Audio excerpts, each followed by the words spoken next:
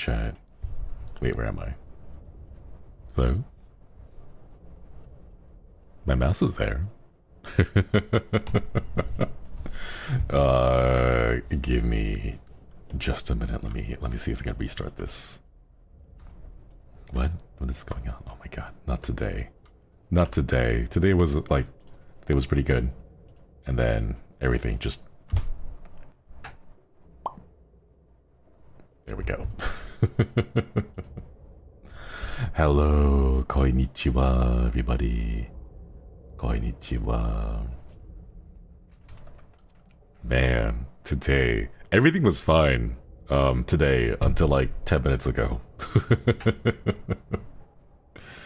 Everything was good until like 10 minutes ago when I got a ping.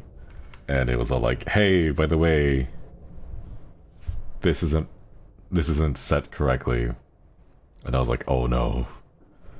In what way is it not set correctly? Is it fixable? And it did not look fixable, so I had to re-record everything. But it's good now, I hope, maybe? I don't know, we'll see. Did you fix it in time? I sure hope so. I did the changes that they had asked for, and we will see, fingers crossed. But yeah, thank you for all the good wishes. Thank you. What will we see? I don't think you will see anything. You might hear things. You might hear some things though, because that like recordings go, it's like an audio thing. So you won't see anything, but you will hear it. You will hear it. Hopefully you will hear the correct thing. But yeah. Anyways, chat. Konnichiwa. Today we are playing The Longing. And speaking of things that are long, this game takes 400 days in real-time days to finish.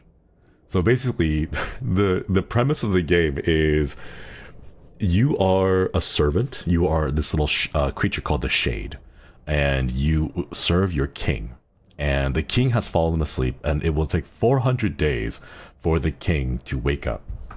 And basically, you just have to spend the time. That's it. That's really it. 400 days. Yeah. So, good news is, you don't have to play all 400 days. It still goes through. Like if I turn the game off, it still travels, like time passes, like actual days pass. So that's okay. So we will play this maybe like once a month just to check in and see what's going on. And then next year, after 400 days have passed, we will finally see what the ending of this game looks like. Ah, real quick, Arbella Okwedi, ready for the 400-day endurance stream. Let's go. Live, thank you for the super chat. I love this game because it made me have an existential crisis for 45 real minutes staring at my screen while my little guy did nothing but mine rocks. Exciting. Oh, I can't wait. I can't wait. Thank you for the super chat. So you had to wait 400 days for an ending. Yes. 400 days. I was gonna say, if time only passed and the game was open, you could play it once a week, it would take you 7 years.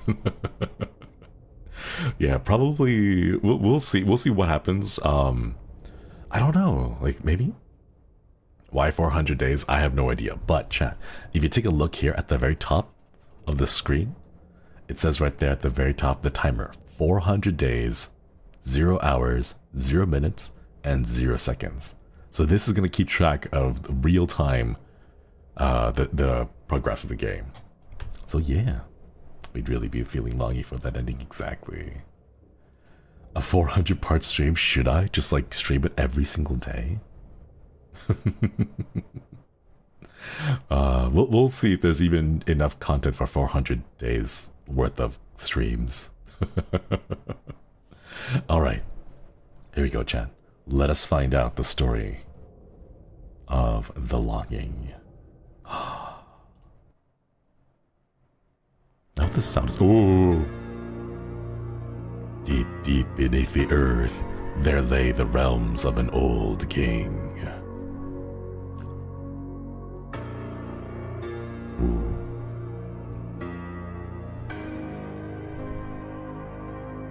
OST goes hard, yeah. Ooh. Oh, we're going deep.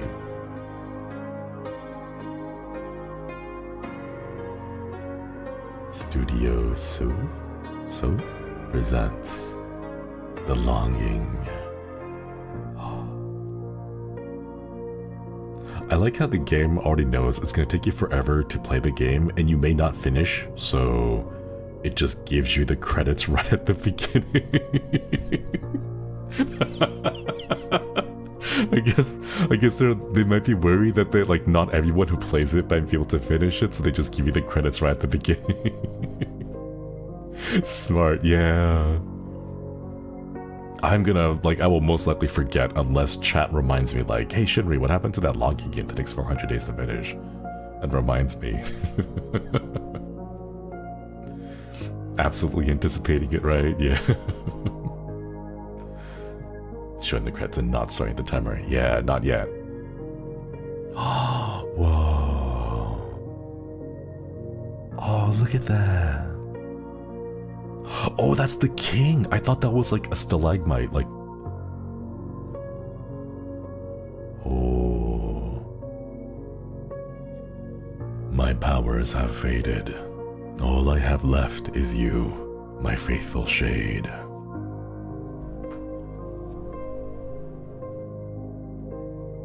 All I ask of you is to wait and never to leave these caves.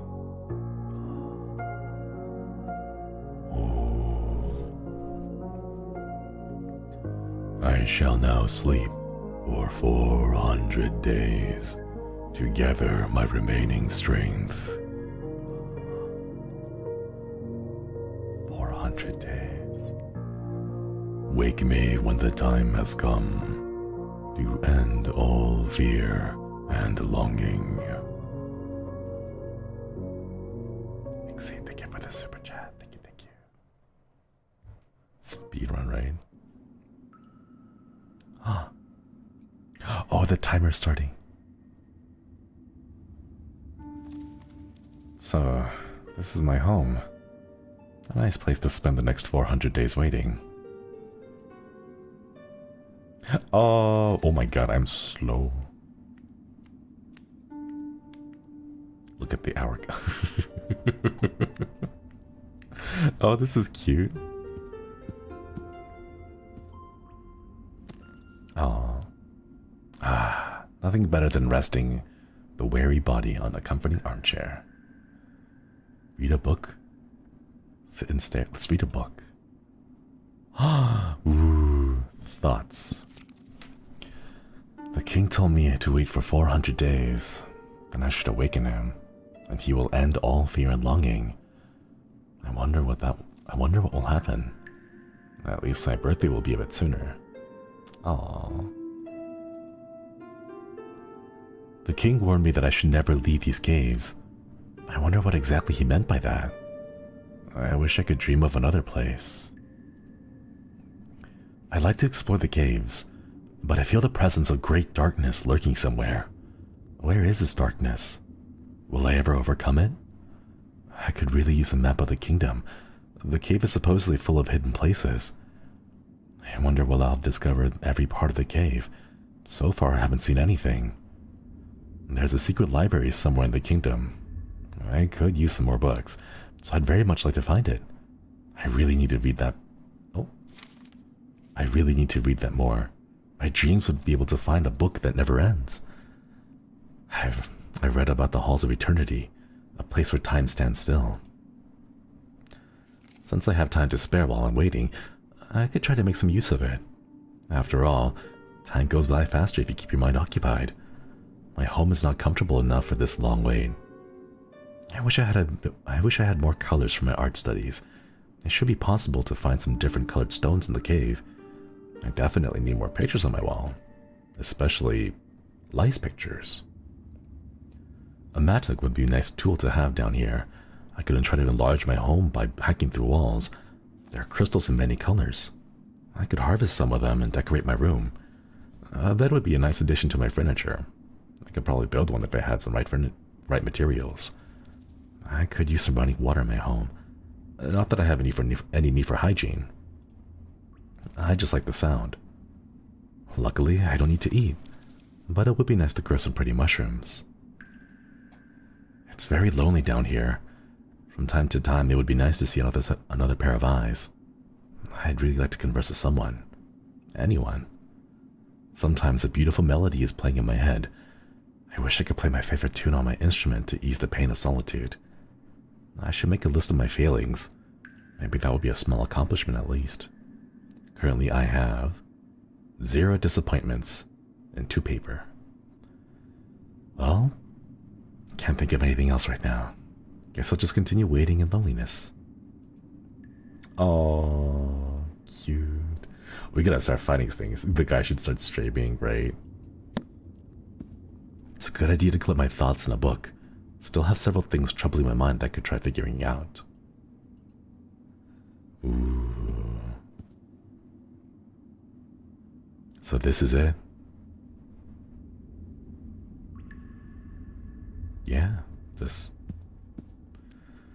loneliness, I guess. To look at the hourglass. Time is progressing slow and steady. Slow and steady. This is kind of cute. Like he turns to see your mouse. Aww. The clock is ticking down. Yeah. Ooh, let's draw. Let's draw myself. Draw. Oh, he draws on his own. Just a calculations, 400 days will coincide with the 1st of August next year. Ooh. We have something to look forward to. Not August next year.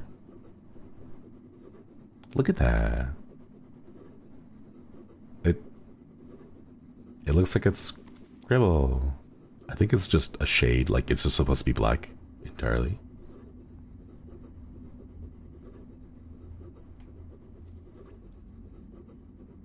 Yeah. The game counts in real time. Yep. It's actually going like these are actual seconds that are passing by.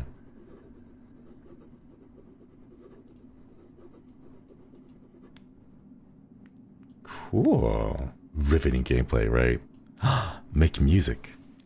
I'll need to find all 4 parts of the instrument before I can enjoy the pleasure of making music. I currently have 1 instrument part. Okay.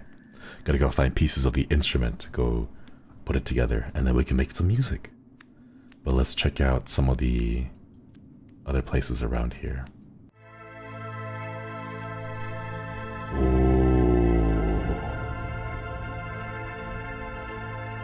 It's the king. I think the king will allow me to explore his vast realm, but I better remember the way back. Okay. Ooh. Awaken the king. Wait, can I awaken the king right now? 400. Oh, it's so loud. Oh, it's too quiet. Okay, let me just... The 400 days have just begun. The king is still sleeping.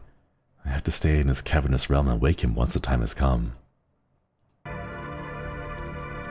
Wait, let me see if I can reduce the volume a little bit because it's very loud here. There we go. I wonder what happens if we miss the deadline. Like, what happens if 400 days passes and we forget and we like log in a day late? There's no need to hurry. I have plenty of time to walk. No severance pays. Everything dies. I wonder what happens if we maybe like try to wake him up early? The king overslept. Has anybody actually finished the game before? I have no clue.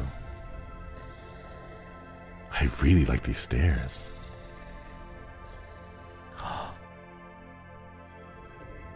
Man, I would want to sleep for 400 days. I want to sleep for 400 days, Chad. Talk about insomnia, right? Like, oh, this would make me feel so nice. This should be so wholesome, seeing the good in everything, right? If only. Speed runs. I think I see something lying on the ground. Ah, what is it? A lump of coal.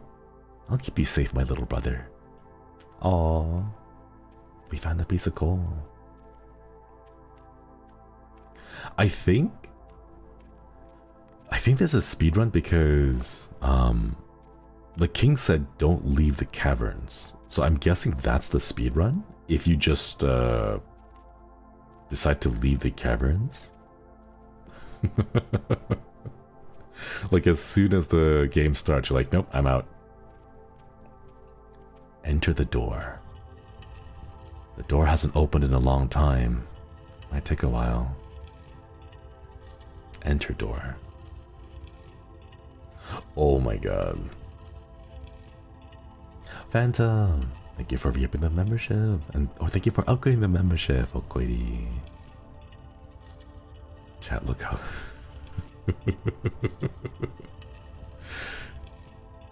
it's opening so slowly. Oh my god. A spider! A spider! Let's go grab the spider before it runs away. Maybe we can make it a friend. Hello, spider. A lump of coal. A fallen brother is returning home. Ooh. It's 2 lumps of coal, okay. Is it big enough to open? I could squeeze through already, but not to wait until the door is open in full glory would be blasphemy. Okay, now we can enter.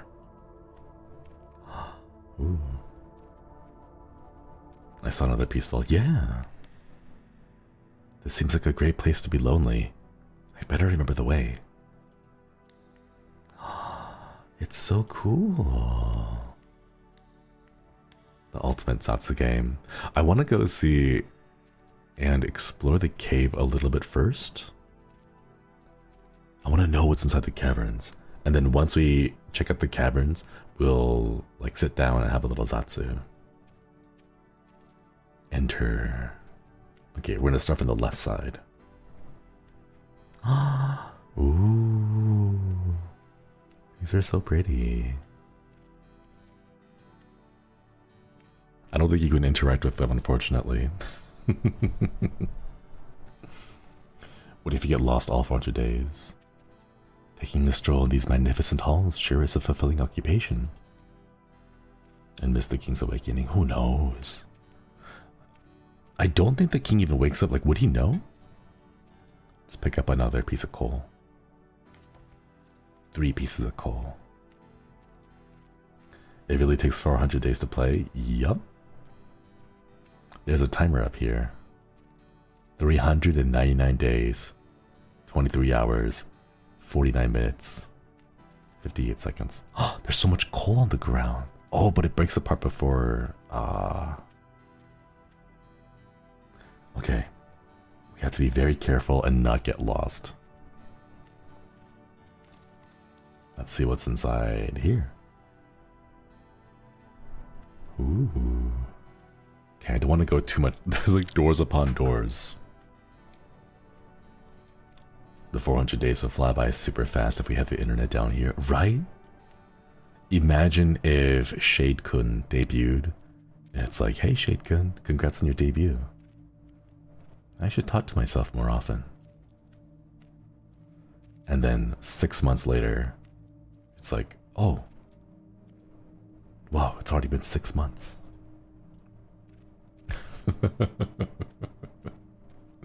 Suddenly becomes a VTuber simulator. I don't know what I would do if I had to be in here for like 400 days.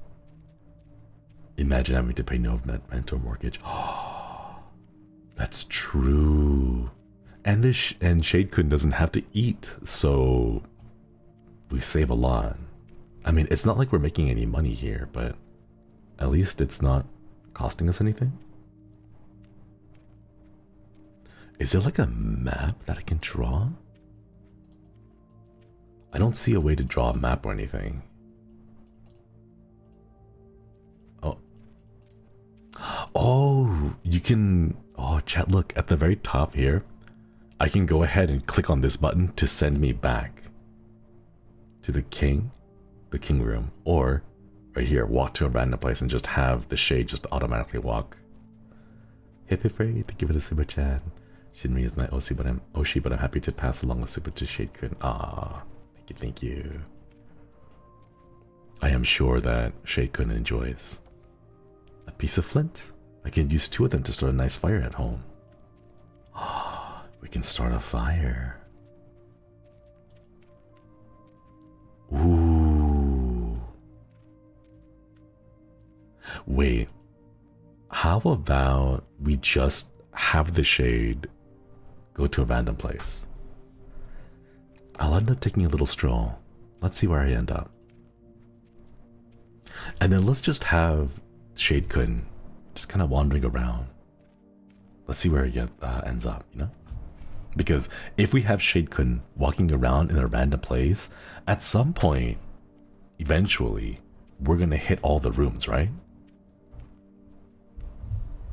I mean, like, it makes sense in my head. But yeah. Shade observation stream, exactly. Does he never wake up if the shade will die? I don't think there's anything that kills the shade, though. Looks like the entrance to a dark and lonely place. Just the thing I need. Tia Volt, thank you for the super chat. Oh. I feel like I had to go grab like a pen and paper and start mapping out the entire world and all the paths that we've gone to. 3 doors. Which one shall I choose? Let's pick the middle one. This one here? And then see what's inside. Thank you for the super chat. Perceives, right? Ooh. It'd be so cool. Oh no. Thankfully, it looks like there's a good amount of space. But oh, I don't like this. I don't like this crawling through tight spaces and caves. My run started a year ago. Should check on Shade. Yeah, go check on your Shade. See if they're doing chill. Naughty Buddy Cave Simulator. I have been watching a lot of that recently. Just like people getting lost in caves. I still don't know how people do it. I still don't know. I think like the big thing is just, oh, water. I saw a couple of videos of people who went caving, and it's a little wild. No caving for me, no thanks. Yeah, I saw a video of this guy. He stuck a GoPro onto like a small stick, and then he pointed over to the small hole in the cave, and he's like, I'm gonna go down that cave. And he commented how it was so small that there was no way for him to like lower his arms. He would have to go in feet first with his arms outstretched above his shoulders and head. And like that's the only way he could make himself small enough to go through the hole. And I was like, no, how could you do that? Like what? That sounds terrifying. Yabineko, thank you for the super chat. While I'm not the most social koi out here, we just started, I'm feeling thankful to have you by our side already. Ah, thank you. Anxiety spiked, right?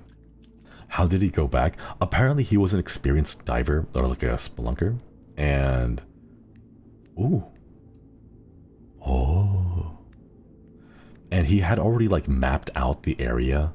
So he knew what to expect beyond the hole. But you gotta think, like, what about the first person? The first person who ever went there without mapping out the area. What did they think like? What is this?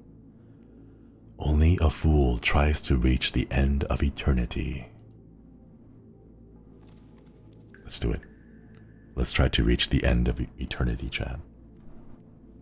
I don't know how I got here, but we're just gonna. Whoa! Oh, that's bright.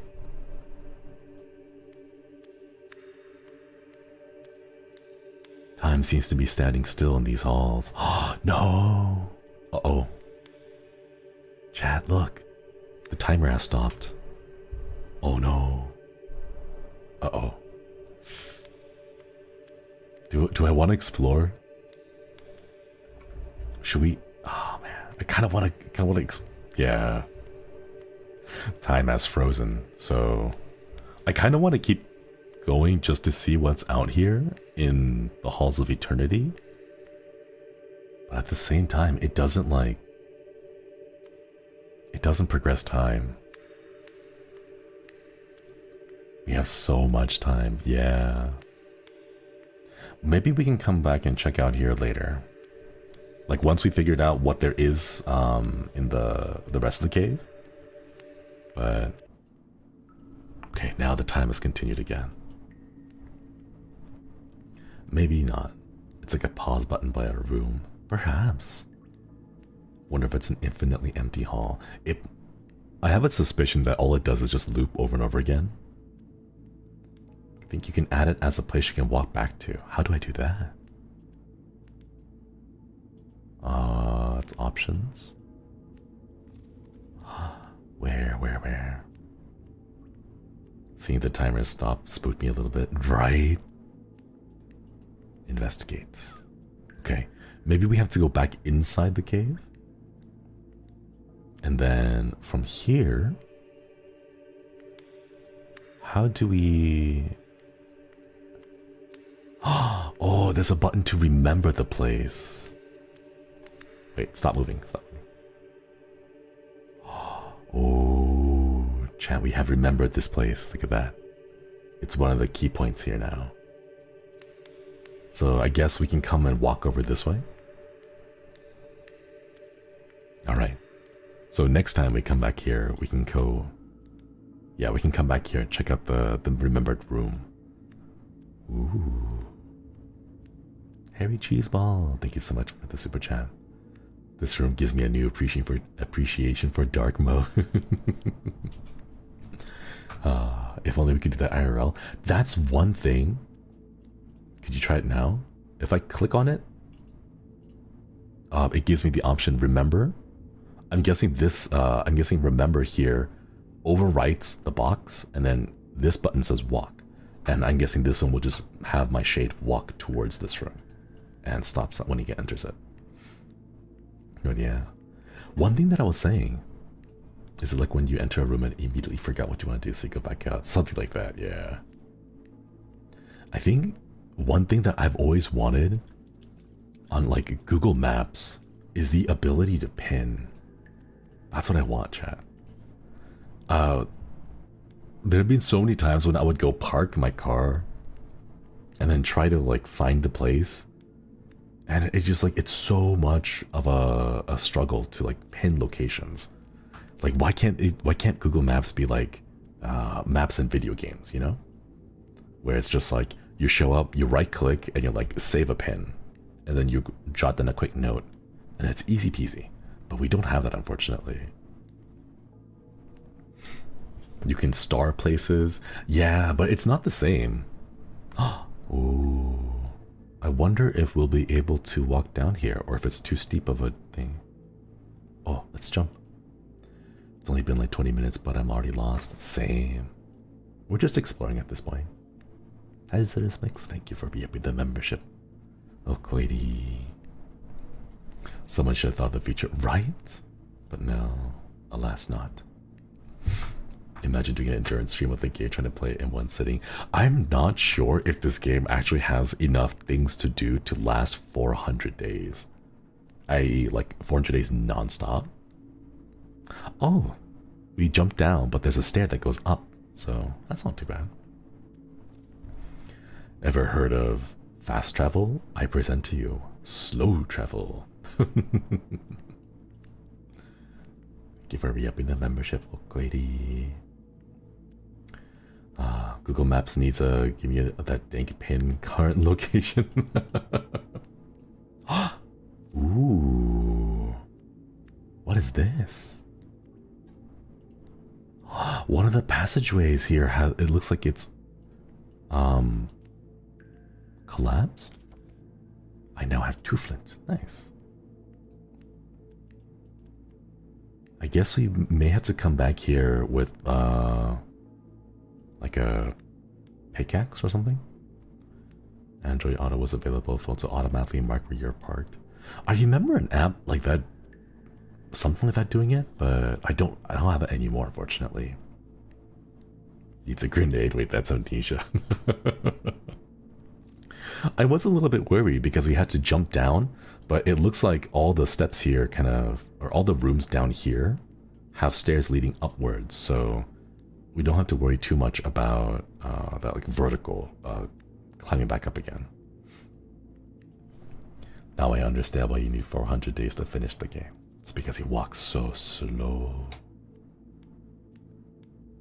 I feel like I get so lost in the game. Same here. But thankfully, the game comes with the option here to walk back to the king. So no matter what happens, we can just click on it, and then the shade will automatically find his way back to the king. And then from there, I guess we can continue and explore other places. What a cozy place. No, this is kind of terrifying. It's just a single small little room here. Ooh, I don't like that. I don't like it. It's cozy, but it's like, it's claustrophobic. I don't like it. Whoa. Man. To be fair, we already failed the speedruns thanks to the time stop route. Alright, let's check out some of the other rooms here and see where they lead to. The dark area scared me when I played. Oh, this one goes down again. I guess most of the rooms here, aside from the middle one, which goes to the Room of Eternity, they kind of link to each other and they kind of put you back out here. So I think we're done exploring this area. Let's go check out some other places.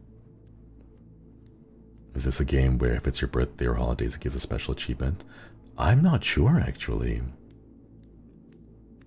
They all look similar. The best part about this is that I'm not going to touch it for a while, and then I'm going to completely forget. And then every single time we revisit the world, it'll be like a fresh experience. The Shade did mention his birthday was coming up. Oh, let's see if we can find out when the birthday is. Wait. Are we assuming the Shade was born today? Because if it's born today, then yeah, 365 days would be his birthday, right? I mean, you could use it as a way to reach super chats. Just do like all of my super chat reading streams. I'll just do this and just have them go randomly, like in a round. If in this world a year is 365 days. Yeah. Chat, someone remind me. We had to log in to, at the very least, once a month. Or no. At the very least, like on the Shade Kun's birthday. Can I go up here? Because I would like to check in maybe once a month. But then like at the same time, like during the special events, maybe? How can we find out when Shade Kun's birthday is? I'm guessing it's today because we just started. I'm just assuming. I actually have no idea when Shade Kun's birthday is. But he was born in the hand of the king, so I figure it's good enough, right? Oh, we went down here. Now we came back out here. Why don't we keep going up? Let's see what's up here. There looks like a door on this side here. Imagine going into a coma on your birthday. Maybe they'll write in the journal. Ooh, yeah. We'll have a way to go check and see what the Shade Kun's thoughts are. Super cavernous. Chad, if you had all the time in the world, what would you do? enter door. The door should lead to the library, but it's blocked from the other side. I'll have to add this event to my list of disappointments. I now have 1 disappointment. Oh no. Sleep, sleep, sleep, sleep, sleep, play Minecraft, draw, sleep, sleep.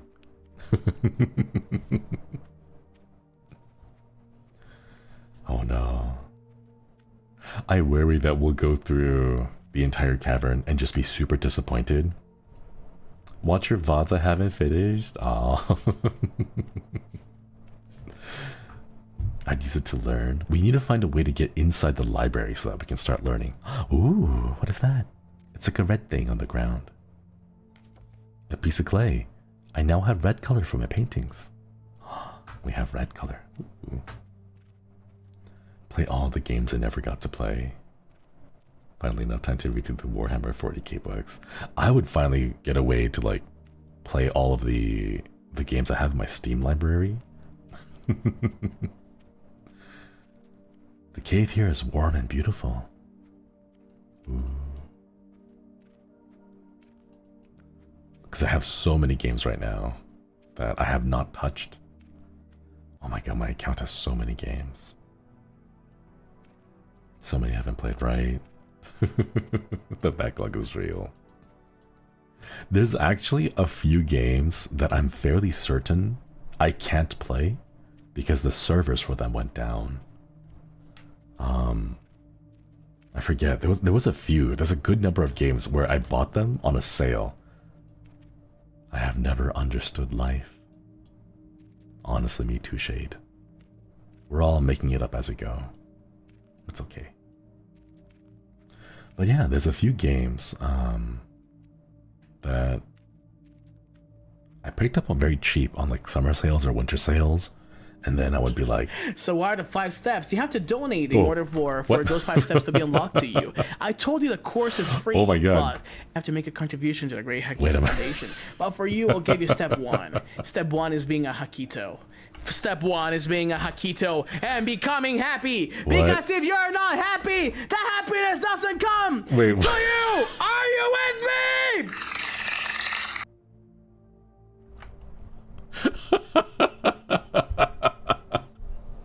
Oh, random Hakka jump scare. Oh my god. Oh, that's right. I had Hakka stream in the background because I wanted to support him and say hi. And then his internet crashed. And then after his internet crashed, I kind of left the tab on his channel. I left the tab on his channel, and I guess his internet came back, so it just jump scared me. Oh my god, Mr. V, thank you for the super chat. I suppose I'll pay for the Aikido course for the year.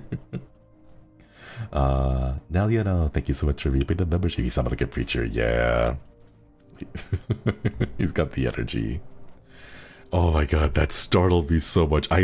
For a moment, I actually panicked because I thought, like, wait, am I in the Discord? Like, was I still in the voice chat? Oh my goodness, my heart.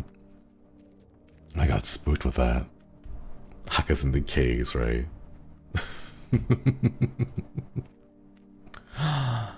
Ooh.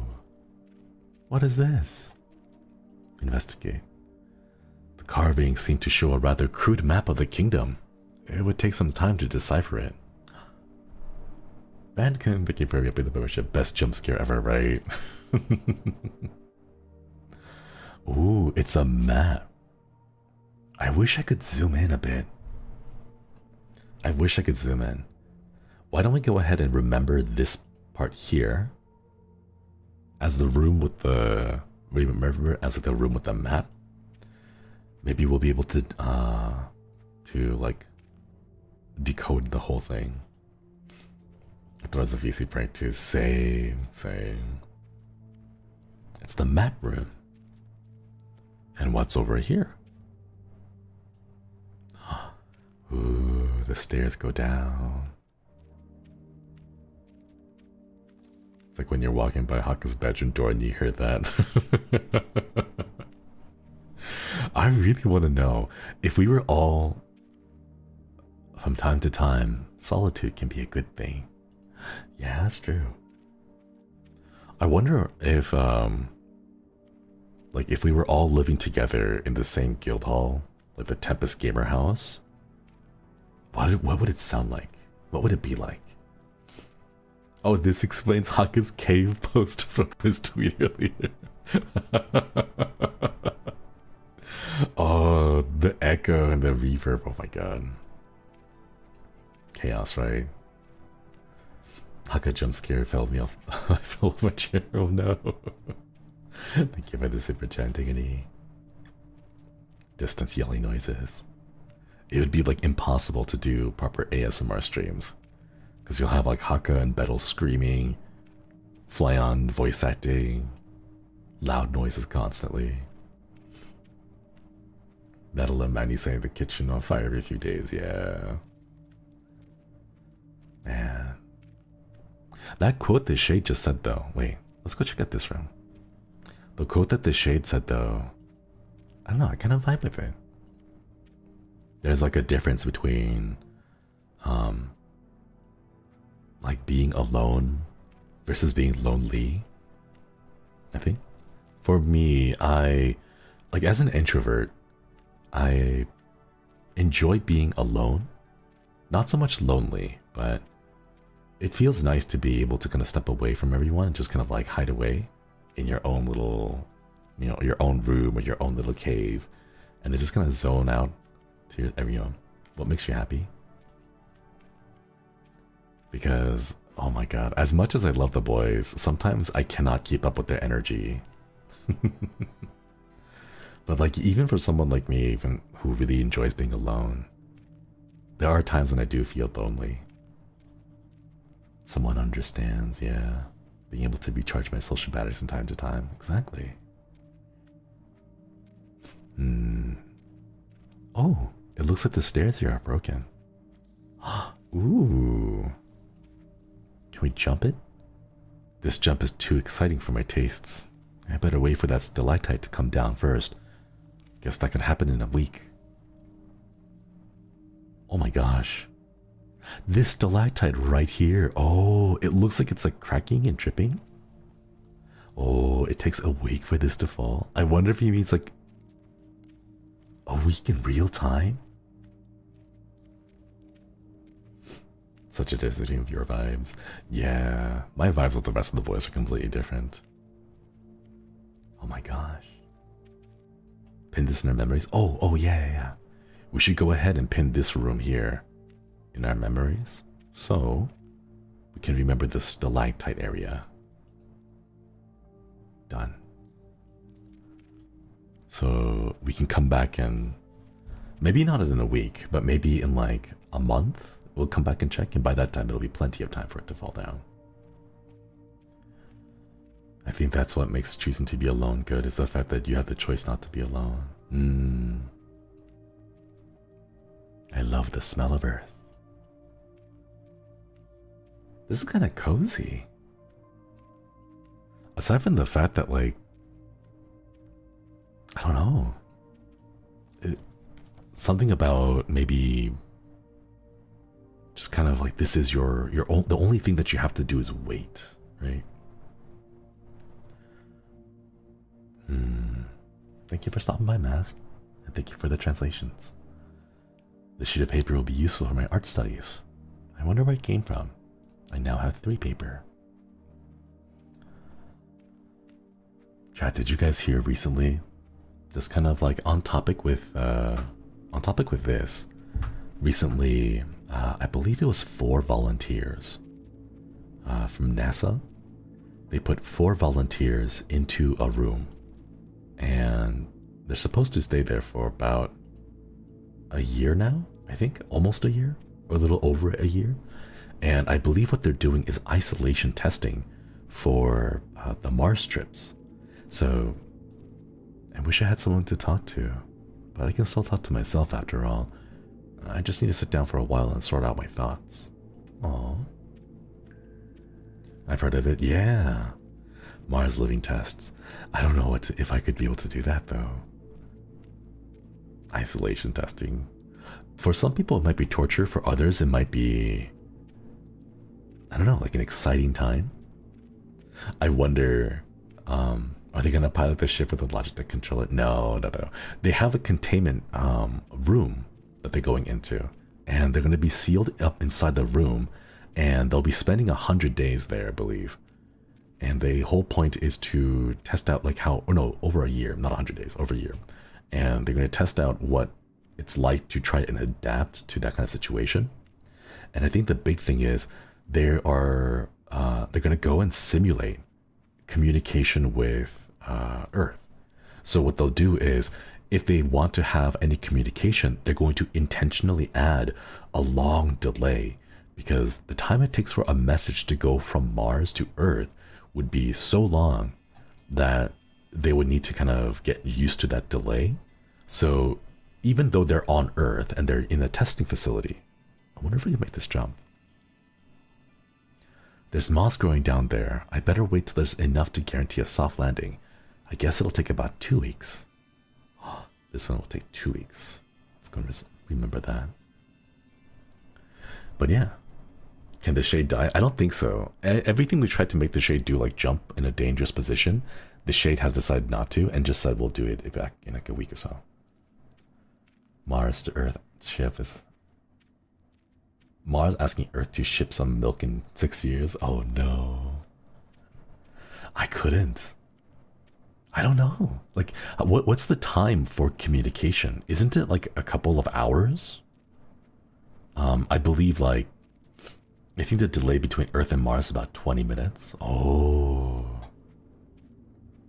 The milk's gonna go rotten. I'm sure maybe they'll have some technology to make like powdered milk. So they'll like dry up the milk powder and make it very super light, save on fuel, make it easy to transport, and then they can ship over like a gallon of milk powder that they can rehydrate back over there. About less than half an hour. Oh my gosh. That's so, I don't know. It sounds very scary, because you'd have to think, like, let's say something goes wrong at the Mars base, right? And then you send over that message to Earth, like, hey, by the way, we have this problem, like, maybe something is broken, right?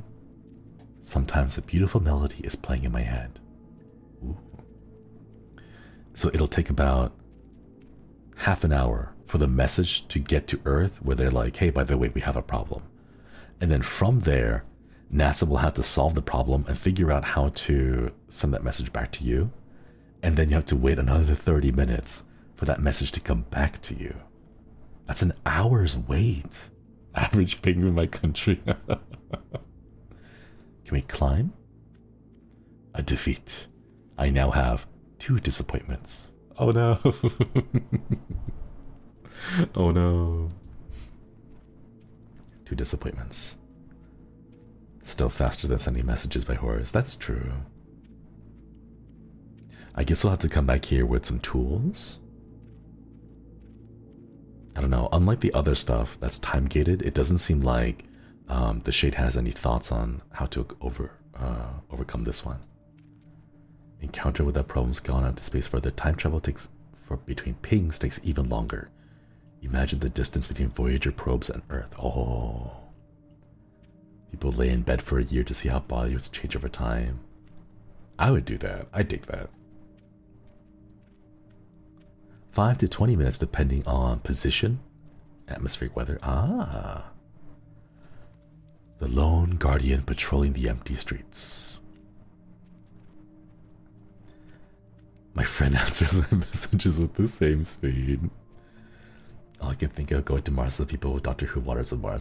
Oh, I remember that episode. I get scared about that episode. I think of all the creatures like that. That one is kind of spooky to me.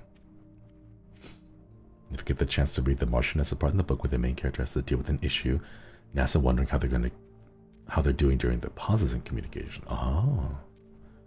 I remember seeing clips of the movie where I am truly alone. Man, I do not envy the Shade's position right now. That one is a horror 2-parters. Yeah, that's what I even remember. I remember seeing him trying to like grow potatoes. Ooh, lots of gold here. Use matuk. The treasure is behind a nearly impenetrable window of crystal glass. Not that I could make much use of it anyway. Let's go ahead and remember this place. Oh, remember. Lots of gold here. Ooh. Can't eat it, no. And besides, what use does a shade have for all this gold? We can't leave. There's no place to spend it on.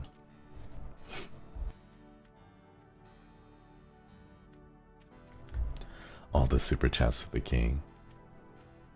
Let's see if we can find a way to get inside there, though. If we can't break it with the... I wonder how big these caves really are. If we can't break it, let's see if we can find a way inside it. Maybe from like the top? Can swim in it like Scrooge McDuck, that's true.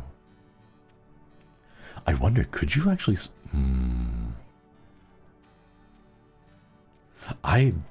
Man, I really want to try astronaut food now. Because I remember seeing in the movie, like Matt Damon, I think he's the proper actor for it, right? Oh, it's the light tight room. We've been here before. I remember him like going through all of the freeze-dried foods.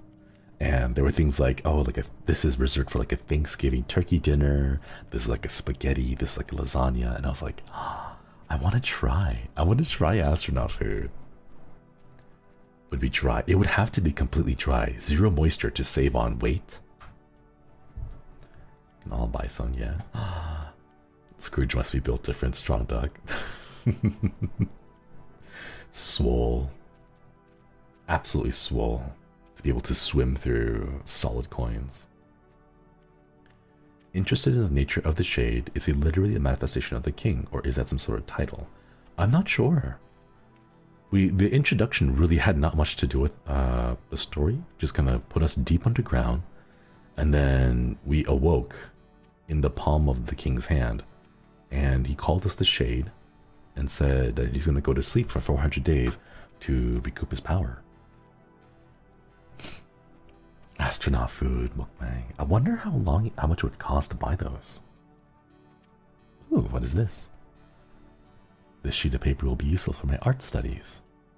Nice. Astronaut food, Twitter space. We're paper rich. We do have a lot of paper. I wonder if...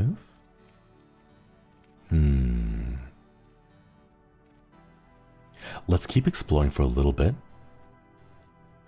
And then once we have a good number of coal, paper, and flint, let's head back down to our room.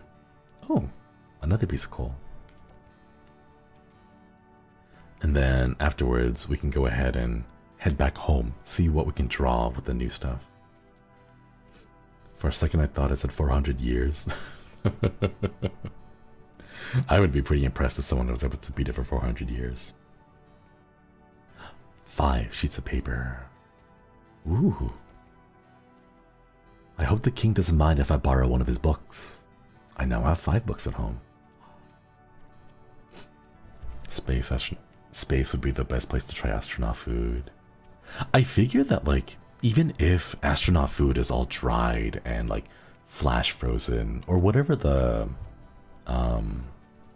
preservation technique it is, especially if you've been out there in space for so long, just having that variety might be enough to give you that little bit of morale to help you going. Because I know there are people out there who Vesper went and stockpiled a whole bunch of food items, right? But it's like the one type of food items, right? Like just rice or like just beans, right? And it's like, where's your seasoning? Yeah, you gotta have your seasoning. You gotta have proteins and vegetables and some, like just fiber in general, right? My nose is not quite sharp enough to carve out the crystal. Maybe I can find a handy mattock somewhere. Okay, we gotta find a Maddox somewhere. The rice stash, right? Salt and more salt. Like, at the very least, like, furikake? Like, come on. You gotta add some flavor to it, right? Hide seeds somewhere. Ooh, what is this one? A piece of chalk. Now I'll be able to paint the pale moon that will remain forever enshrouded. Yes, some chalk. Sister-in-law has an apocalypse kit just in case. I have an emergency preparation kit. It's not like a prepper kind of thing. It's mostly for things like natural disasters, if there's an extended power outage, or maybe there's like a big earthquake, and we're not able to go and easily shop for food. I have some like emergency rations supplied for there. But even for that, I still have like a good variety of foods in there, you know? Speaking of rice makes me hungry. I could go for some rice right now. My mother stockpiles ramen packet flavor soup base. Oh, that's so smart. Oh wait, we've been here before. Pretty sure a lot of the food on ISS is fresh because it takes a couple of hours for a cargo ship to reach it from Earth. Videos where astronauts unpack their food. Ah. Thank you for playing the game. I've heard stories, tales, and fables about this game, but I've never had the guts to start it. You are in for a journey. We will go on this journey together. The title is a joke, right? Absolutely not. If you take a look at the top right here, 399 days, 23 hours, 12 minutes, and 30 seconds until we finish. We're going to be playing this for 400 days. Are we going to play it daily? Probably not, to be completely honest. Probably not. And yeah, I don't think I don't want to turn into like a, oh look, Shinri is only going to be playing The Longing for another 400 days, you know. But maybe we'll play it like once a month. I just want to, you know, pop my head in, see how the shade is doing. If we can see some of the moss growing, or maybe the little stalactite that has fallen down, we'll check it out every now and then, you know? 10-minute stream every day. We only passed 48 minutes now. Yeah. I think it's a lot easier for me to play this now because I have you guys here. And I'm able to converse with you all. But if I had to do this on my own, I don't know. I think I get scared. Get very quiet. Just my thoughts. Let's see a check into 400 days without backseating. No backseating for 400 days. Imagine you play this and become known as a logging VTuber.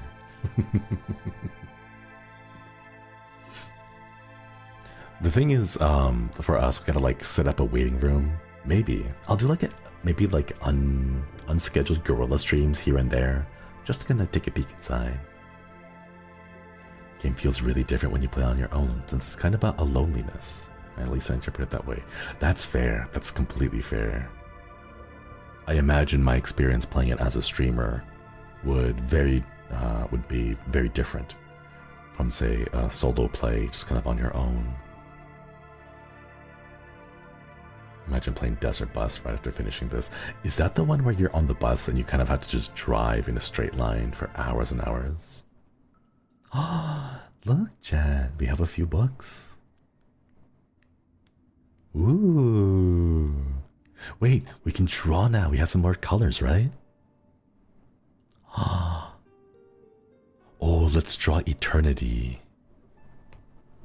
We can draw from our memory the room of eternity. We're back in our room, yeah. It just left. 8-hour probably. Oh, that's right. That's right. Hang on. Let's put a pause on this drawing, and then let's go set up a fire. I wonder if we have to go and keep finding coal, or I wonder if just have this, the amount of coal that we have is enough. The king warned me I should never leave these caves. I wonder what exactly he meant by that. Ooh. Pick up some more coal. Nice.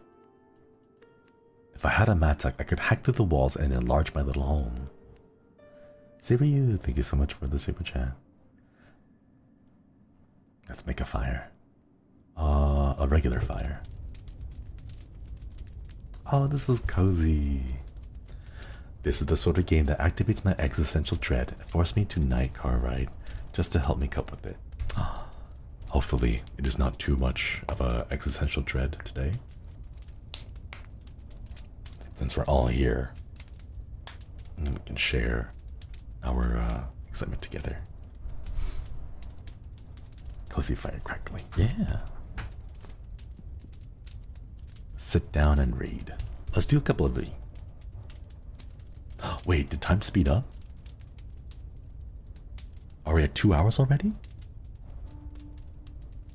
No, it's at 1 hour, right? Nah, it looks like it's only just 1 hour. Ooh. No, chat. I don't have any. I don't have any water. Time speeds up when you do activities. This is true. Is it? Oh, it's going down by 4 seconds now. 9, 5, 1, 0. Oh. Ooh. Interesting. It's going a little faster. Oh, let's go ahead and read a book. I wonder, chat. Chat, do you guys think Moby Dick? Do you guys think it's actually Moby Dick? It's in the public domain, right? So it's got it, maybe?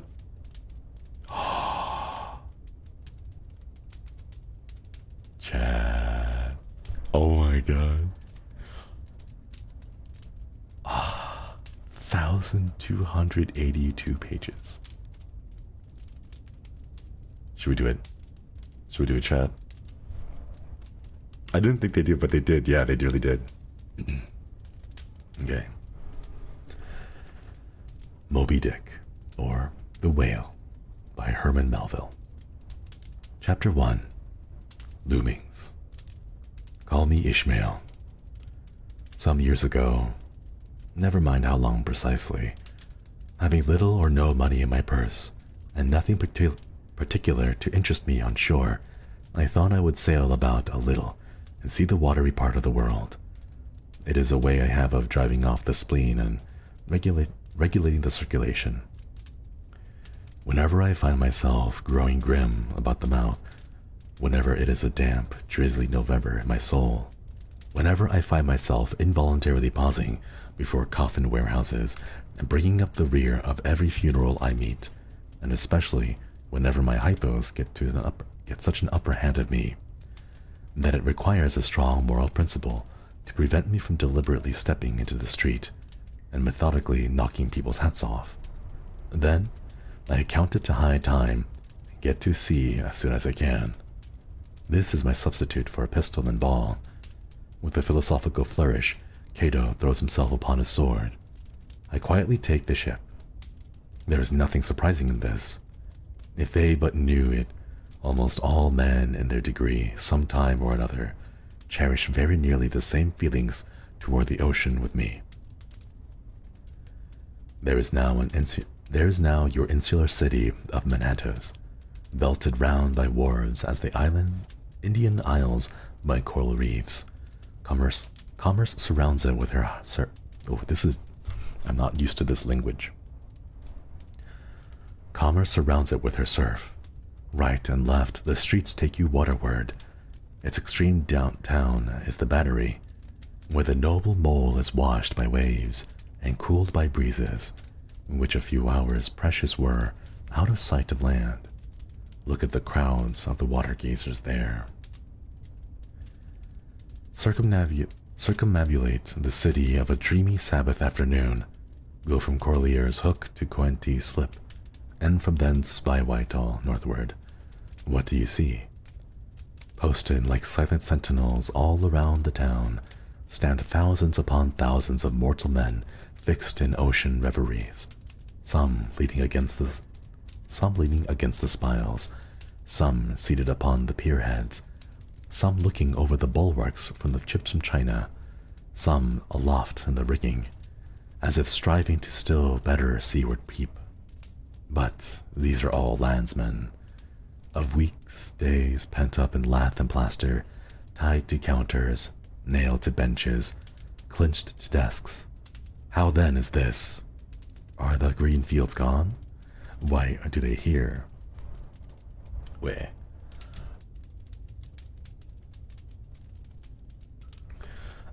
Chat, give me just a moment. I have to go get some water because my throat's super dry. I don't have any on me, and I forgot to hydrate after I did my recordings. So give me just a minute. I'll be right back.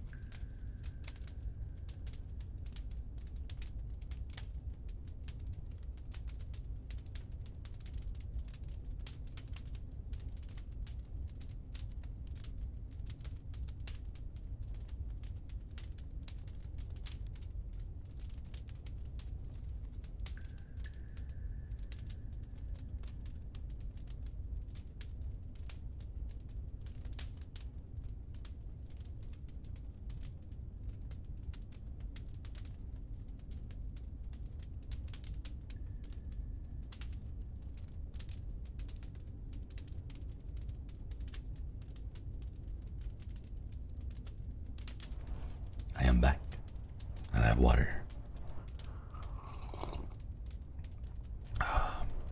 And thank you for the 5 gifted memberships. Thank you, thank you. Can we get some hearts in chat for the gifted memberships? Thank you so much.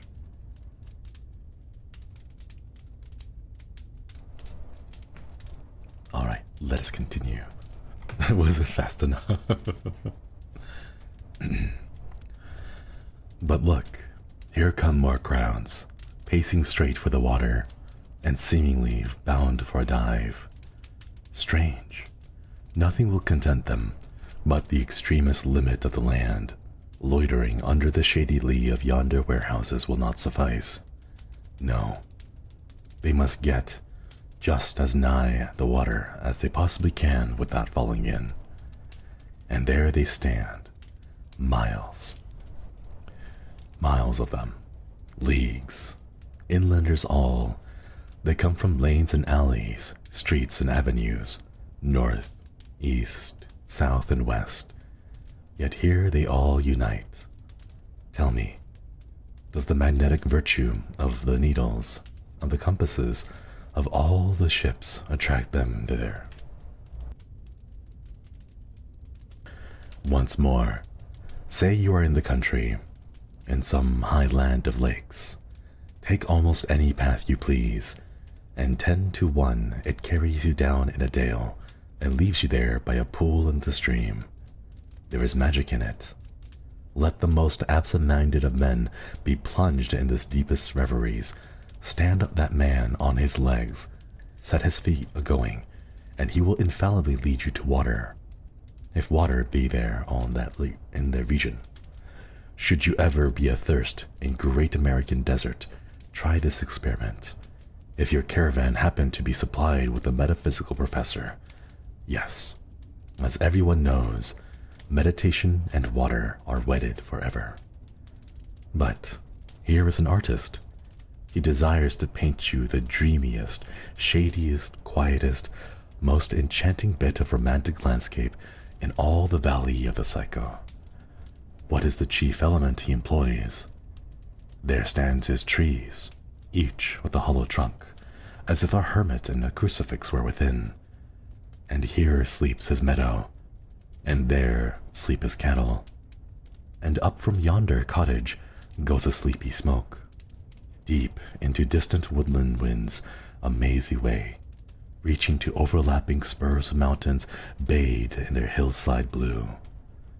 But though the picture lies thus tranced, And though this pine tree shakes down its sighs like leaves upon the shepherd's head, yet all were vain, unless the shepherd's eyes were fixed upon the magic stream before him.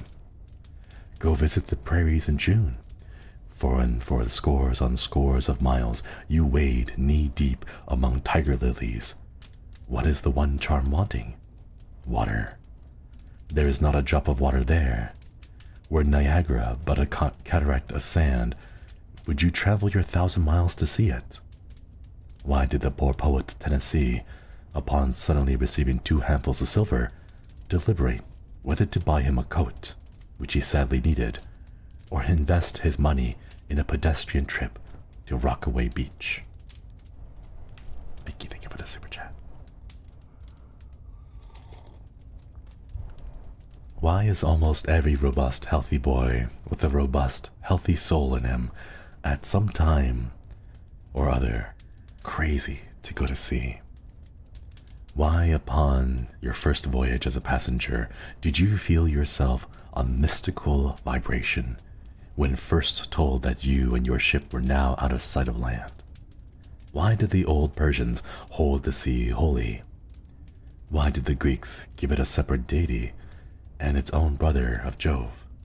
Surely, all this is not without meaning, and still deeper the meaning of that story Narcissus, who, because he could not grasp the tormenting, mild image he saw in the fountain, plunged into it and was drowned. But that same image we ourselves see in all rivers and oceans. It is the image of the ungraspable phantom of life, and this is the key to it all. Now, when I say that I am in the habit of going to the sea whenever I begin to grow hazy about the eyes, begin to be overconscious of my lungs, I do not mean to have it inferred that I ever go to sea as a passenger.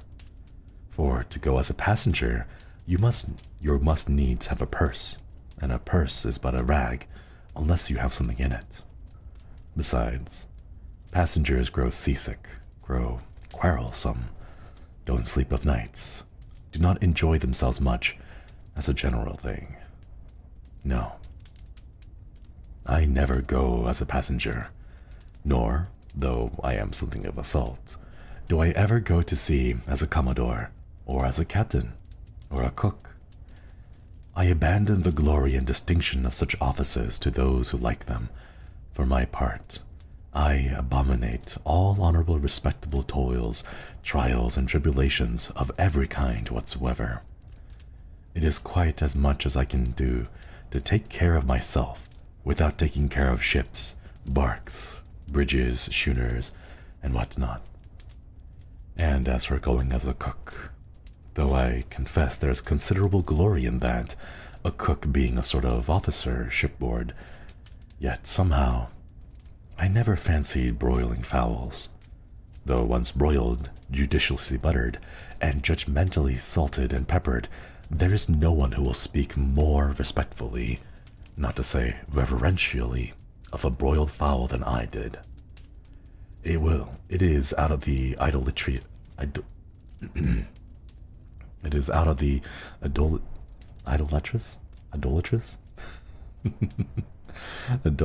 doubtings of the old Egyptians upon broiled ibis and roasted riverhorse that you see the mummies of the creatures in their huge bakehouses, the pyramids.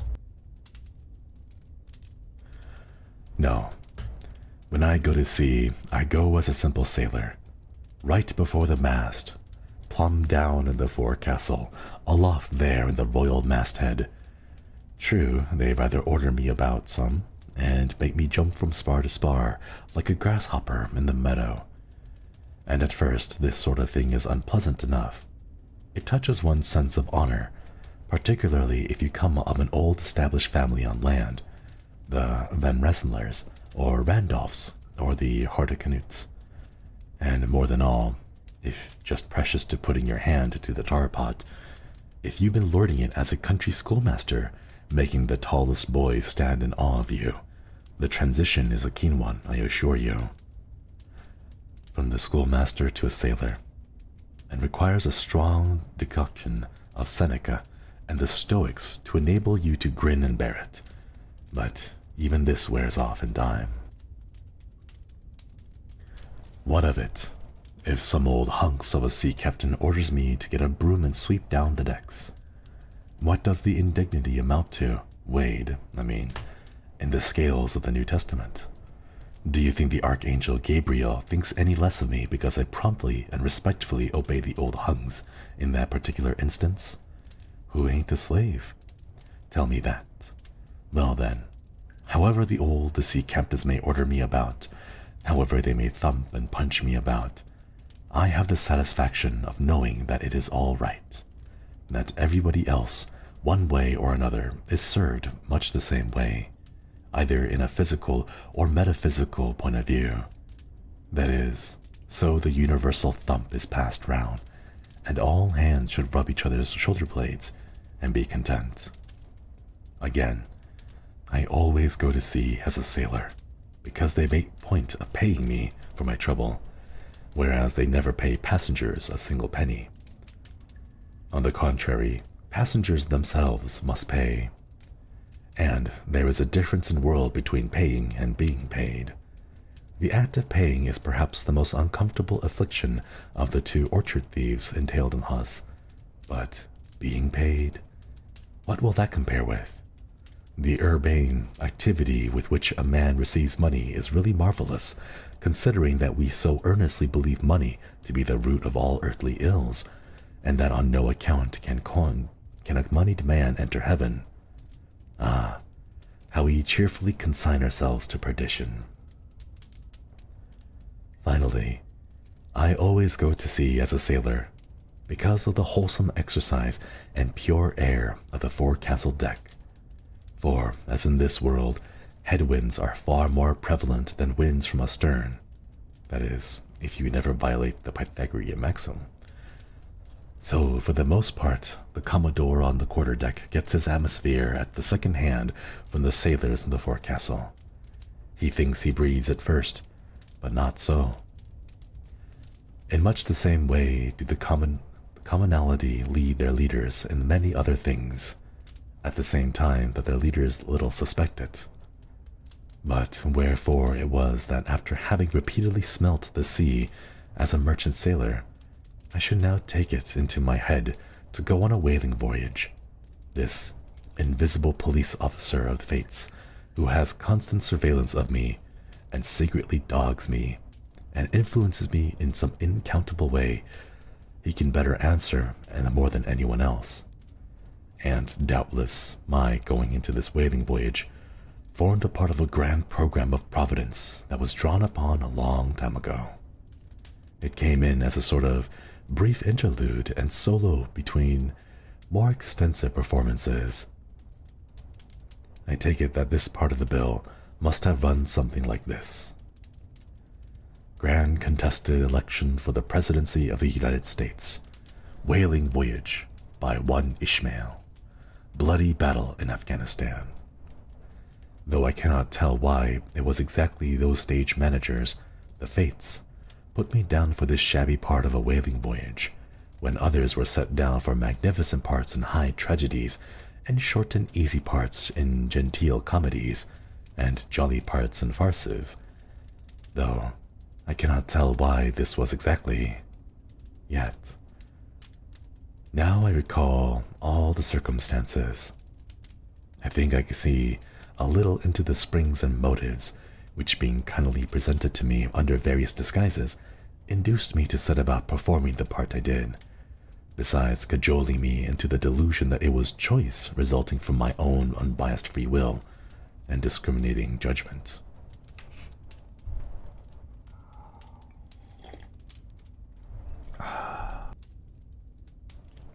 Chief among these motives was the overwhelming idea of the great whale himself. Such a portentous and mysterious monster roused all my curiosity. Then the wild and distant sea where he rolled in his island bulk, the undeliverable, nameless perils of the whale. These, with all the attending marvels of 1,000 Patagonian sights and sounds, helped to sway me with my wish. With other men, perhaps, such things would not have been inducements, But as for me, I am tormented with an everlasting itch for things remote. I love to sail on forbidden seas, land on barbarous coasts. Not ignoring what is good, I am quick to perceive a horror and could still be social with it. Would they let me, since it is but well to be on friendly terms with all the inmates of the place one lodges in. By reason of these things, then, the whaling voyage was welcome. The great floodgates of wonder world swung open, and in the wild conceits that swayed me to my purpose, two and two there floated into my inmost soul. Endless processions of a whale, and missed most of them all, one grand hooded phantom, like a snow hill in the air. Ooh. That was chapter 1 of Moby Dick. I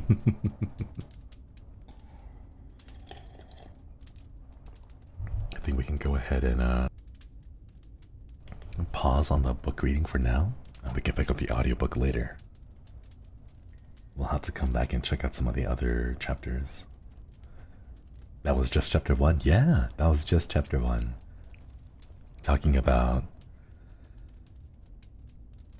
how important water is, how it doesn't matter where you are, you're always drawn to water, whether it be a lake or the rivers that take you to the shores of a beach, and the excitement that you feel when you're on a boat for the first time when you are so far away from shore you can't see land anymore.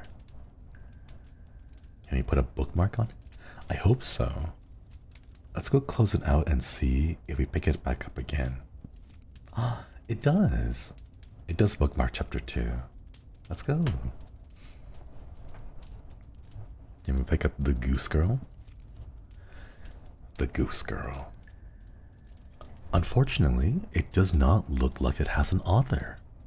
It simply says the Goose Girl and then jumps straight into the story.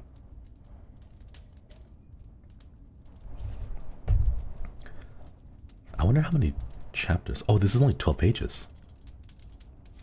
We may be able to finish this one. The Goose Girl.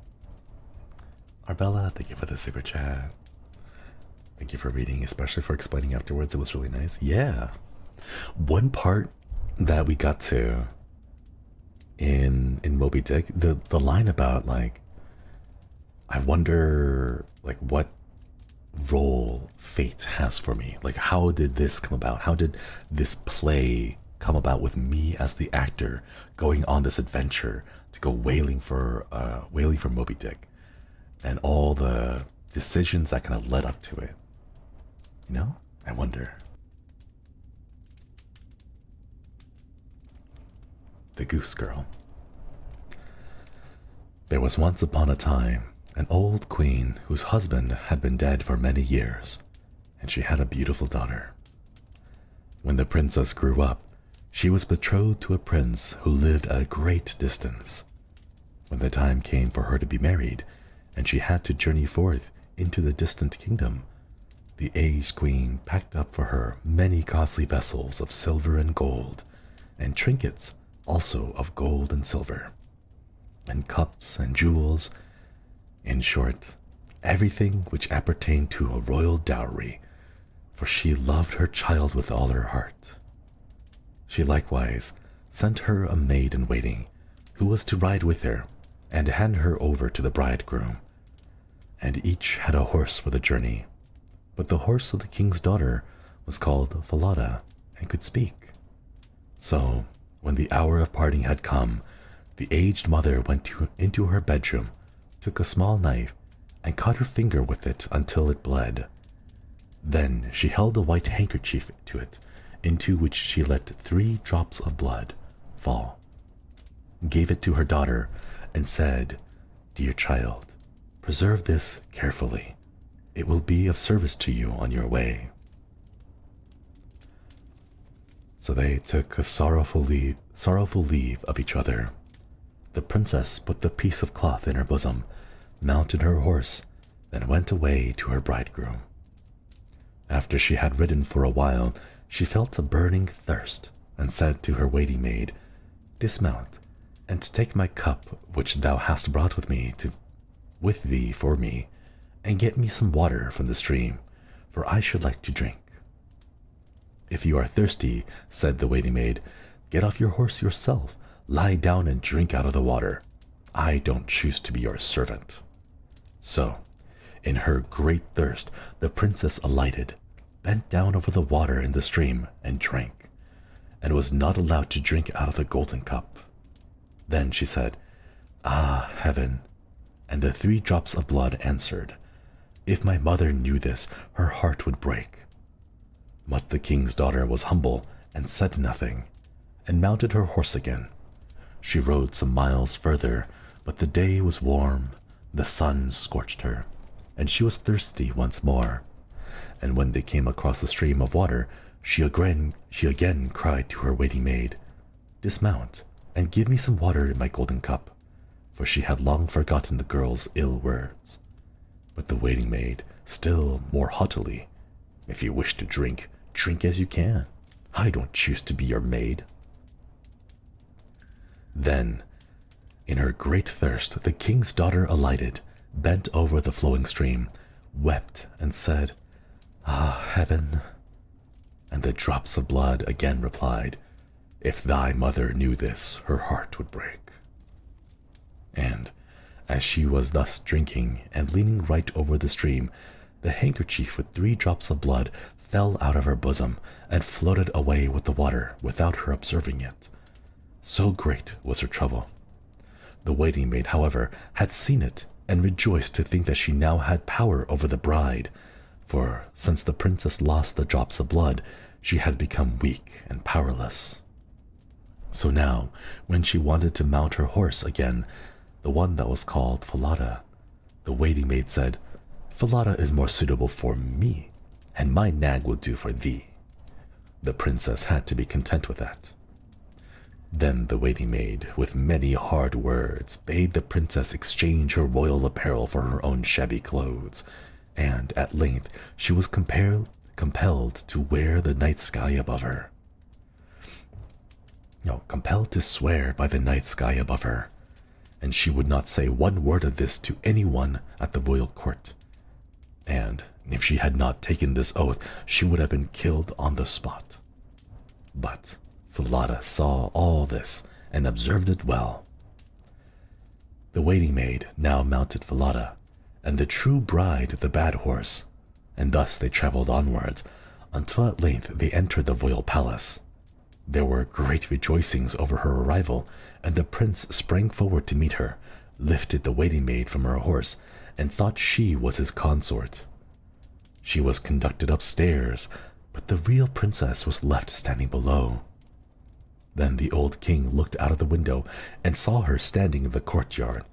How dainty and delicate and beautiful she was, and instantly went to the royal apartment, asked the bride about the girl that she had been with, who was standing down below in the courtyard, and who she was. "I picked her up on my way for a companion. Give the girl something to work at, that she may not stand idle." But the old king had no work for her, and knew of none. So he said, "I have a little boy who tends to geese, and she may help him." The boy was called Conrad, and the true bride had to help him tend to the geese. Soon afterwards, the false bride said to the young king, "Dearest husband, I beg of you to do me a favor." He answered, "I will do so most willingly." "Then send for the knacker, and have the head of the horse on which I rode here cut off, for it vexed me on the way." In reality, she was afraid the horse might tell how she had behaved to the king's daughter. Then she succeeded in making the king promise that it should be done, and the faithful Falada was to die. This came to the ears of the real princess, and she secretly promised to pay the knacker a piece of gold if he would perform a small service for her. There was a great dark-looking gateway in town, through which morning and evening she had to pass with the geese. Would he be so good as to nail up Falada's head on it, so that she might see him again more than once? The knacker's man promised to do just that, and cut off the head and nailed it fast beneath the dark gateway. Early in the morning, when she and Conrad drove their flock beneath this gateway, she said in passing, "Alas, Falada, hanging there." Then the head answered, "Alas, young queen." Wait, what? Hold up. The head answered back?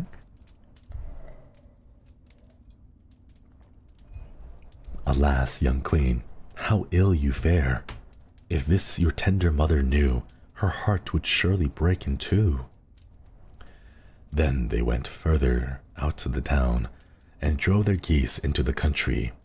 And when they had come to the meadow, she sat down and unbound her hair, which was like pure gold. Conrad saw it and was delighted in its brightness, and wanted to pluck out a few hairs. Then she said, "Blow, blow, gentle wind, I say, blow little Conrad's hat away, and make him chase it here and there until I have braided all my hair," and bound it up again. Then there came such a violent wind that it blew Conrad's hat far away across the country, and he was forced to run after it. When he came back, she had finished combing her hair and was putting it up again, and he could not get any of it. Then Conrad was angry and would not speak to her, and thus they watched the geese until the evening, and then they went home. Next day, when they were driving the geese out to the dark gateway, the maiden said, "Alas, Falada, hanging there." Falada answered, "Alas, young queen, how ill you fare. If this your mother knew, her heart would surely break in two." And she sat down again in the field and began to comb her hair. And Conrad ran and tried to clutch it, so she said in haste, "Blow, blow, thou gentle wind, I say, blow Conrad's little hat away, and make him chase it here and there until I have braided all my hair and bound it up again." Then the wind blew and blew his little hat off his head and far away, and Conrad was forced to run after it. And when he came back, her hair had been put up in a long time, and he could get none of it. So they looked after the geese until evening came. But in the evening they had gone home, Conrad went to the old king and said, "I won't tend the geese with the girl any longer." "Why not?" inquired the aged king. "Oh, because she vexes me the whole day long." Then the aged king commanded him to relate what it was that she did to him. And Conrad said, "In the morning, when we pass beneath the dark gateway with the flock, there is a sorry horse's head on the wall, and she says to it, 'Alas, Falada, hanging there.' And the head replies, 'Alas, young queen, how ill you fare. If this your tender mother knew, her heart would surely break in two.'" And Conrad went on to relate what happened in the goose pasture, and how when he had to chase his hat, the aged king commanded him to drive his flock out again the next day, and as soon as morning came, he placed himself behind the dark gateway, and heard how the maiden spoke to the head of Falada, and then he too went into the country, and hid himself in the thicket of the meadow. There he soon saw with his own eyes the goose girl and the goose boy bringing their flock, and now after a while she sat down and unplaited her hair, which shone with radiance. And soon she said, "Blow, blow, thou gentle wind, I say, blow little Conrad's hat away, make him chase it here and there until I have braided up all my hair and bound it up again." Then came a blast of wind and carried off Conrad's hat, so that he had to run far away, while the maiden quietly went on combing and plaiting her hair, all of which the king observed. Then, quite unseen, he went away. And when the goose girl came home in the evening, he called her aside and asked why she did all these things. "I may not tell you that, and I dare not lament my sorrows to any human being, for I have sworn not to do so by the heaven which is above me. If I had not done that, I should have lost my life.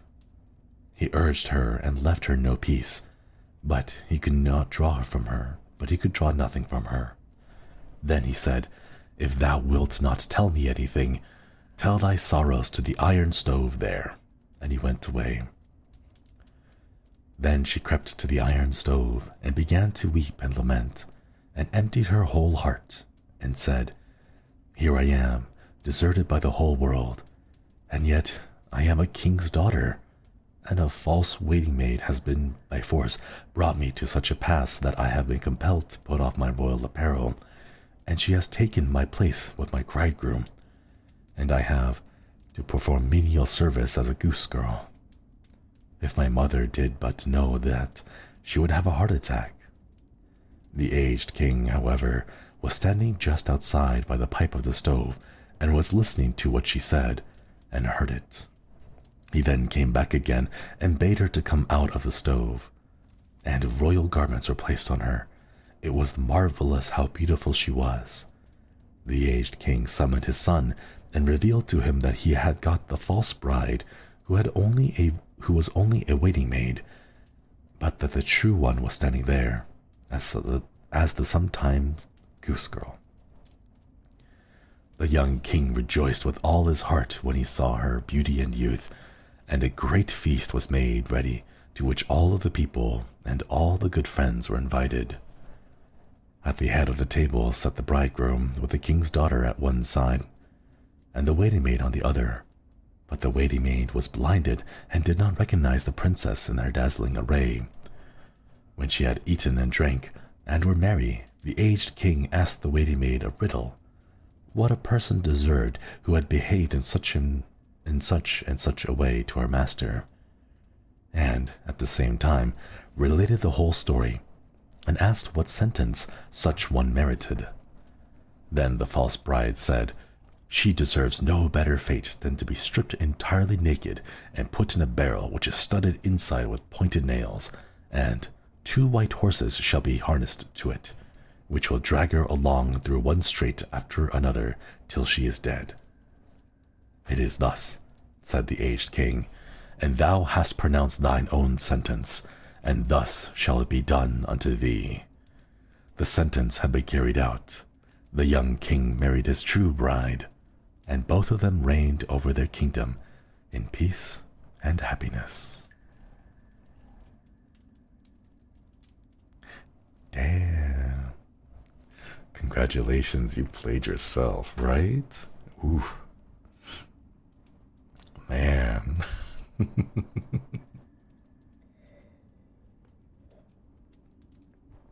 That was The Goose Girl. However, it is not credited to an author. Perhaps there is another author there that The Goose Girl does not have a credit for. Perhaps. Maybe we can find one. But yeah. Oh, that was nice. I like that. Yeah. And look at that, chat. How the time flies. I should be reading more. Fables in their original form are usually pretty dark. Ever heard of Bluebeard? I have not. The fire is almost out. Let's go ahead and put some more charcoal in there. Didn't know the princess was an airbender, right? Okay, let's go ahead. See if we can add more. Oh, it looks like we have to wait for the fire to go out completely. Nice. You need to read Bluebeard, Shinri. Bluebeard was dark. Is it in the public domain? Not the story itself, but like if there's an English translation. If there is one in the public domain, we may be able to read it, depending on how long it is. I don't know if there are things that are like too long or too short, but perhaps intrigued. Yeah, same here. Bluebeard is a very interesting, really interesting story. I think it's as long as this Project Gutenberg. I'll have to take a look at that, yeah. We're almost done drawing the halls of infinity. remind me of some true fairy tale endings. I think a lot of fairy tales are like intentionally supposed to be very spooky. Like they're supposed to be lessons to kind of get you to like, and not to be a jerk in general, right? Time goes by faster in the company of great art. This one deserves a special place on my wall. Why don't we just place it here? And then we can go and draw a few more and place a few more as well.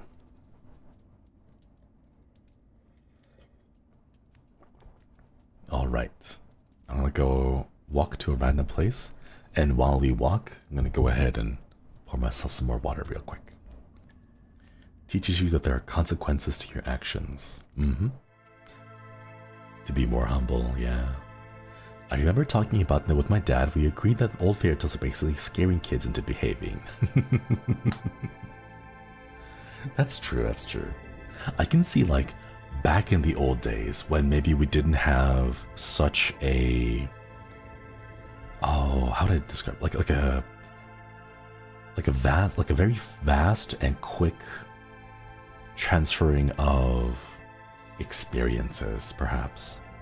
Maybe these stories were told to kind of make sure that people stayed safe, like don't go out into the forest in the middle of the night, or you'll hear mysterious noises and they'll snatch children away, because maybe previously in the past there have been children lost to those forests, and you know, parents may have actually lost their kids because of that and just never found them at night. So these stories come about to act as little warnings for future students, or like future kids, I guess, you know, to behave, stay close, and not get lost. And as these fairy tales and stories, like parables even, get passed down, they take on more of like a general, like, here's how you kind of almost like integrate yourself within that society and the culture. Perhaps that's what it could be, because that makes sense in my mind, you know, like, don't go into the forest and then stumble across a suspicious hut made of candy with a witch that, you know, tempts you with a tray of sweets and goodies, you know, because you don't know what they're doing. You don't know who they are. They are complete strangers to you in the forest. Things like that. Morals and stuff, right? Creative, that's with me with the warrior series.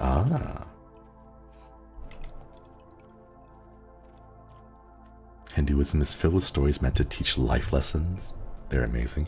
I want to know if there is a way to like perhaps compare like stories.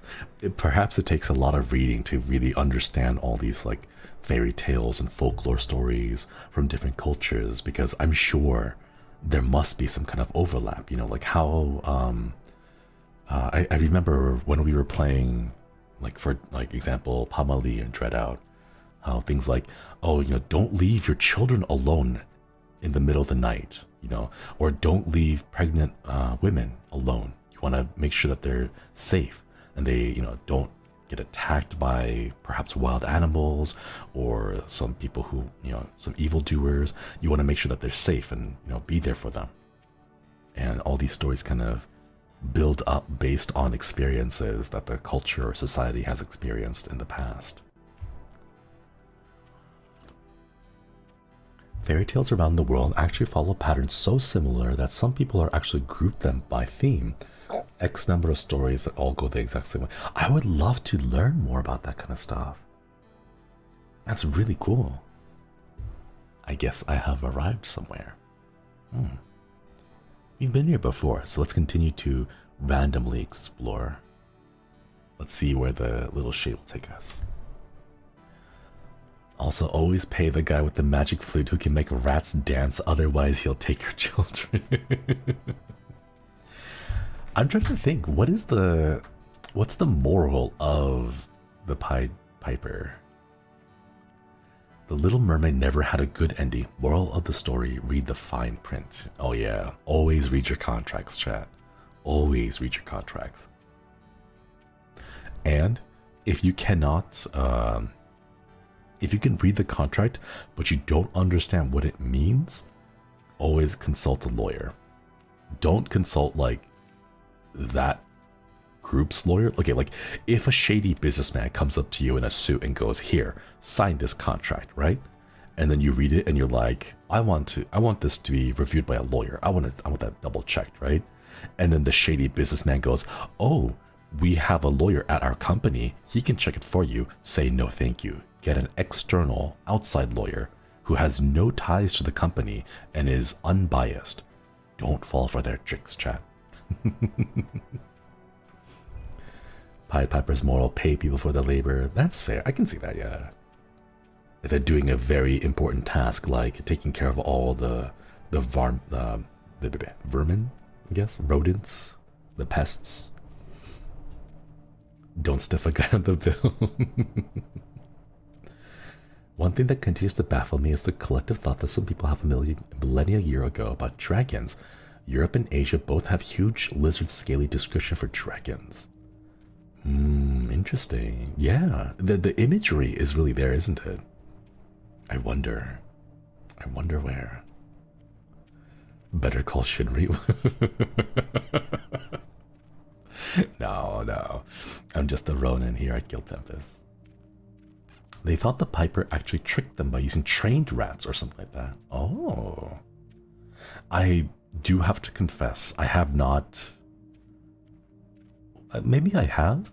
I have to confess, I don't remember the full text of the Pied Piper, so perhaps there are parts of it that I am forgetting or misremembering.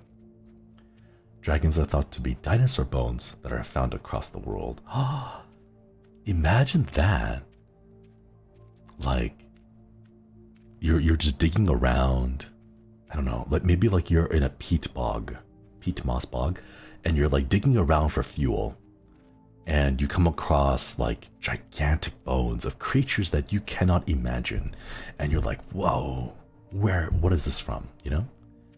I can only imagine how wild the imagination goes. Because think about it, for us in this timeline, if you find a picture, like I think for us, it's aliens. We see some phenomena, like unexplained or unidentified aerial phenomenon, like lights in a certain formation, or maybe objects floating around. We don't quite know what they are yet, so our imagination runs wild. In the same way that maybe in the past, if you came across a gigantic dinosaur skull, you'd be like, what is this creature? And your own imagination then would also run wild about trying to put together like what kind of a creature would leave a bone this big or have teeth this large, you know? That'd be really cool. Maybe in the future, when we have more information and we've explored more about the world, we'll have better understanding of what these unexplained aerial phenomenon are. But for now, it's just fun to kind of, you know, daydream about what it could be. Cyclops stories came from elephant skulls, supposedly. Oh, like misinterpreting the giant hole where the trunk would be?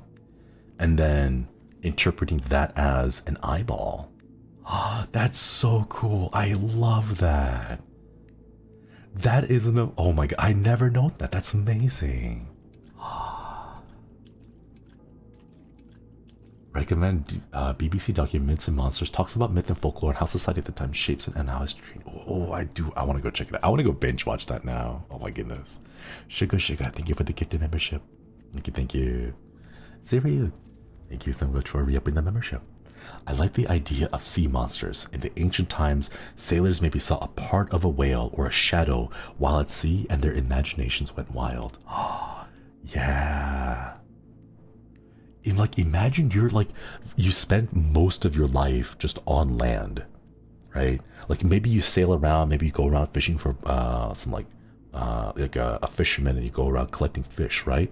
And then you see this giant shadow just, you know, lurching underneath the water, and it just like swims, appears for a moment, and then disappears. Like, what would you think that was? Like, we know now they're whales, right? But like, back then, when you didn't even know whales existed, like, wow. I'd be terrified. Yeah. Let's keep exploring random places. Imagine seeing a killer whale for the first time, like the white and black patterns on them, like, oh my goodness. Colossal squids. We spend most of our life in a pond. Exactly, this is true. For like the kois, like your life experiences and the things that you've seen just are kind of around you. And just imagine how much of the world is outside there. I want to learn more about how these stories actually started and spread, like who started the dragon and mermaid folklore in different parts of the world. Massive sharks, right? The black and white pattern looking like a giant eye. Yeah, I can see that. The oarfish is a good candidate for sea serpent myths. Normally found in the deep sea, they are sometimes seen on the surface when ill. Wait, the oarfish are like the really long ones, aren't they? The ones that have like the really wild looking faces and like super lovely, almost look like gigantic eels. I love cryptid fish from deep depths of the ocean. I remember with the whole recent events of like deep sea like happenings, people were talking about like deep sea creatures. I think like one of the more famous ones are like those the big squid with like the super long arms that dangle off into the deep the depths. Like, who knows what's down there? Oh, it's so cool to just think about it, you know? Just went to a whale watching yesterday. It was the most amazing to see them swimming near the boat. Oh my goodness. I wonder if there's like if whales have the ability to think, you know?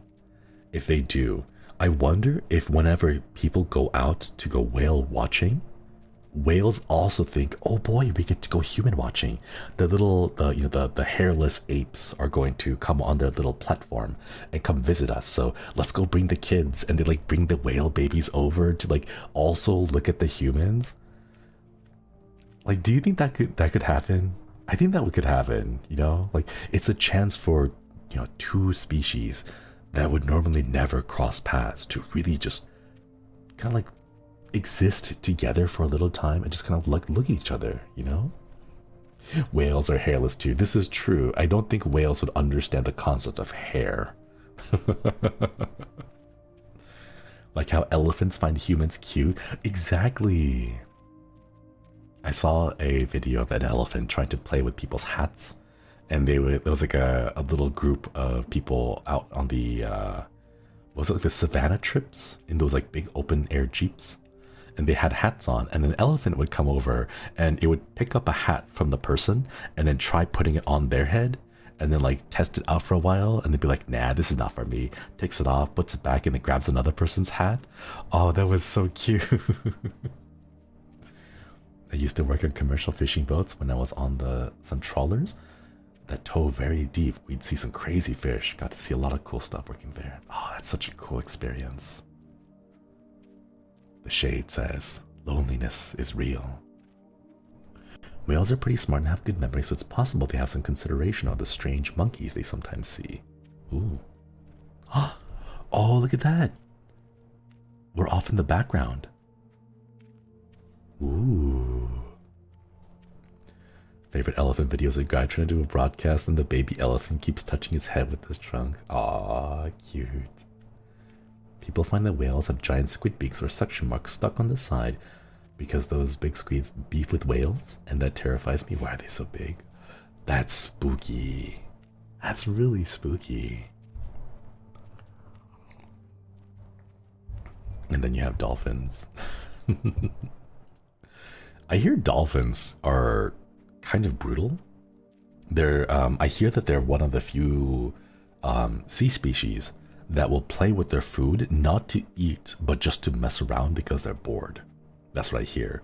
And it kind of like throws my mind in for a loop, because I've always thought, you know, aren't most animals want to be like as efficient as possible, right?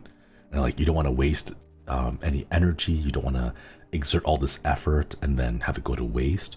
But no, they'll just play with the food. They'll play with seals, they'll play with like just fish in general, and like mess around with them, and then end up not eating them. These puffer fish to get high? Dang. Stories on the Kraken could be a sucker mark on the bodies of a whale. You can imagine if the whale imagines sorts of those sea monsters able to scar the whales. I imagine like the whale's skin to be super thick.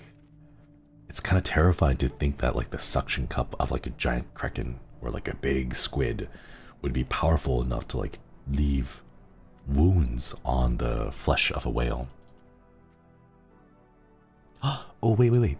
Before we go in here, I realized we haven't checked out the other side of this treasure room.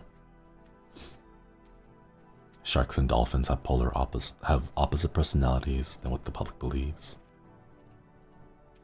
Aren't sharks like super chill? I've seen a few videos about sharks being super curious. At the end of the day, they're animals, so you can't hold them to the same standards of humans. This is true. We do have to watch out and avoid overly anthropomorphizing animals, because at the end of the day, we may like misinterpret their behavior if we try to attribute too much human-like quality to animals. Oh, we did explore here. Humans are animals too. Yeah. I think maybe our ability to think, perhaps process or communicate. Unfortunately, sharks solve their curiosity with bites sometimes. Oh no. I hear that sharks have like bitten surfers who act like sea lion puppies or like seal puppies, I forget.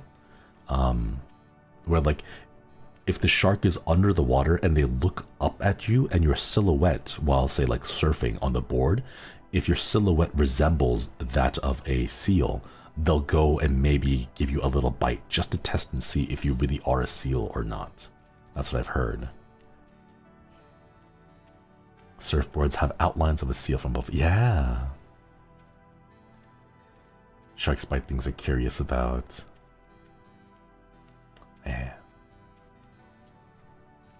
Whale and sharks are absolute best. So huge and eat the tiniest foods. I find it absolutely wild how whale sharks can grow that large just by eating krill and shrimp. I wonder what their first impression was of a polar bear. I don't know. Are you a shark? Are you asking if I bite things that I'm curious about? I'm not into biting. Alas. 7 coal pieces. Tanjiro Kamado, thank you for reaping the membership. Buenas noches or buenos dias. Master Shinri, thank you. Thank you for reaping the membership. I don't know. I don't like inflicting pain on people. Whale sharks are wholesome vacuum cleaners. It's wild. I don't know, like... I know there's like a mathematical formula. I forget what the name of it is, but there's a formula that you can use to like determine the maximum size of a whale or like sea creatures, because like the volume of like the volume that an animal takes up versus the amount of air and oxygen that it can take has like a certain ratio. I forget what it was. I remember reading something about like that. Whale sharks are absolutely adorable. Square cube law? That sounds familiar, yeah. I think it might be that. The whale formula. Sharks deserve more love. Yeah, they do. I wonder if we've been kind of roaming around the same hallways for a while. I wonder if a lot of the material actually, or like a lot of the areas of the cave really is locked behind time gated. Let's see if we can walk over to the map and then take a look. Maybe we can figure out something a bit more about the way that the caverns are set up. We're koi, so it just little nibble. Aww. Jaws ruin the perception of sharks from public. I've heard that too, yeah. I think square cube law is about land animals. I wonder if there's one for sea animals then too. One thing that I find like very surprising, like jellyfish, I think. For some reason, I'm like completely like enthralled by jellyfish. Because like jellyfish don't have brains, right? They just kind of have a body and they kind of go on autopilot, right? So are they like plants? They just exist. Yeah, like are they like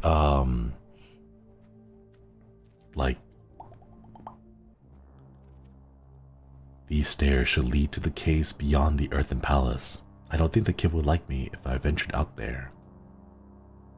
Should we try?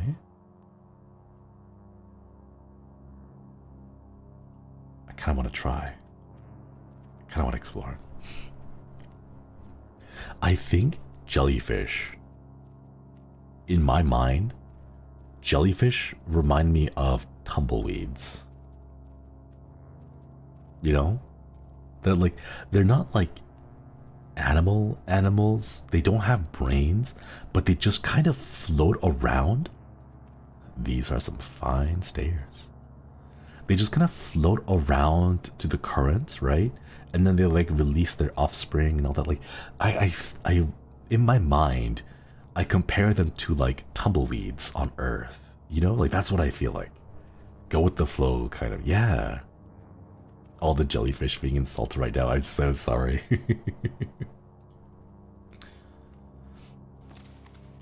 Ooh. Personally loves siphonophores. They're a bunch of little guys working together as one big floating thing. Ooh. Fried egg jellyfish? That sounds really cute. I want to see a fried egg jellyfish. This is the exit of the palace.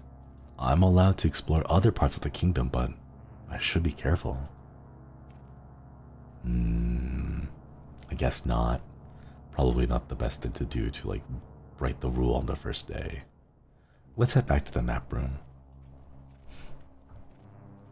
Except unlike tumbleweed, jellyfish digest their prey. This is true, yeah. You might not be wrong, it takes a lot of work for engineered jellyfish enclosures for aquariums because they need to be kept moving and not have spots where they can get stuck. I've seen a few of those. Wait, didn't Altair share a video when he went to an aquarium? I remember like a big circle. It was like a tank with a circle, and like the water would like flow in a clockwise direction, and the jellyfish would just kind of like vibe as they like spun around in a big circle. Oh, those are so cute. Man, I would love to be able to try owning a jellyfish tank. Only found out a year ago that manowars are a community organism made up of smaller ones linked together. Ooh. Monterey Bay Aquarium's newest exhibit is all about deep-sea creatures. They got some really cool pictures on their website of fish they've observed via ROV and stuff. I want to see. I think deep-sea creatures are so cool. I love how, because so little natural light gets down that far, the way that all those animals have adapted in those like crabs, completely pale white crabs. Or like lobsters, zero color on them. Absolutely no color. They're completely pale and they're effectively blind. And they just kind of go about their day, like scavenging food off the bottom. And I don't know, like that's just really cool. Manowar is a type of a siphonophore. Just don't go in a sub. Yeah. I will enjoy these really cool deep sea creatures from a distance and safely from behind a screen. No colors, just crab time, yeah. Barrel eye fish are the funkiest. Wait, are those the fish that have the eyeballs like inside their head and they point upwards? And their foreheads are like transparent, right? I remember reading something about those. They're so wild. Those are the fish, yeah. Host live stream on YouTube every day. I wonder. Why bother putting on makeup in the dark? That's true, yeah.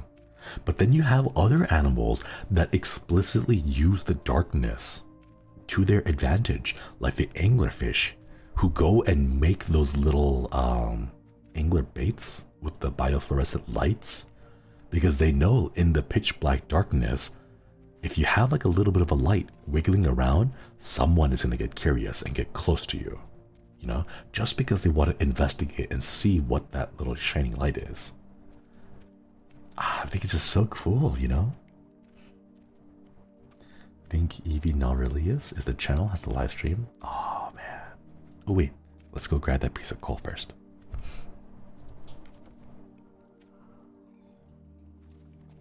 Bioluminescence, yeah. Have you seen firework jellyfish? I have not. I've only seen the RGB gamer jellyfish. Splish Splash. I only know the RBG, the gamer jellyfish, and that's like the only ones I really know. There's moss growing here, but it's not ready to be harvested yet. Oh. Oh, the little splish splashes. Moon jellyfish, yeah. You're gonna make me think that's an actual name. I'm sorry, it's not actual. They're not actually called gamer jellyfish. They just have like the little RGB like colors to them. They like shine in the really interesting pattern, and it's like twofold. Like one, it's to attract prey, but also two, it's to like disorient predators, because they have the lights kind of shining throughout their body. It's hard to tell where the target is if you're trying to hunt it, so it makes it very difficult for them to get preyed on. Comb jellies, yeah, and rainbow jellyfish too, yeah. I guess we have to wait for the moss to like grow in this giant patch. This little droplet is doing a lot of hard work, because I don't think we can jump up with this high. Climb. Oh, what a failure. I think I can make it up if I wait for the friendly droplet to fill up the pit. It might take a month. A month? We have to check back next month and see if this entire area has filled up with water so that we can kind of swim across it.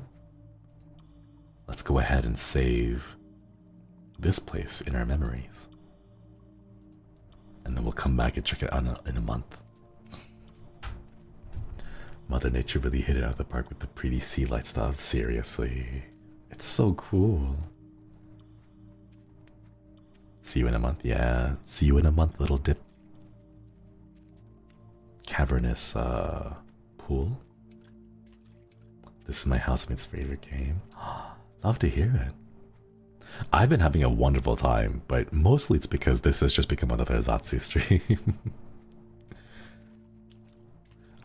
Okay, chat, can I be honest a little bit? There have been times when I have been thinking about like which games I should play on stream, which games I should withhold from playing on stream. There are things like, for example, I do want to try playing Outlast Trials just on my own, even though we can't stream it anymore, and we got bonked. The permissions were taken away. I still want to try playing it, but then at the same time, it's like, can I talk about it on stream? Because not everyone will have played it. Maybe not everyone will have completed it. Maybe they're still playing it, and it would be spoilers and stuff like that. Outlast Trials. I do want to try playing it.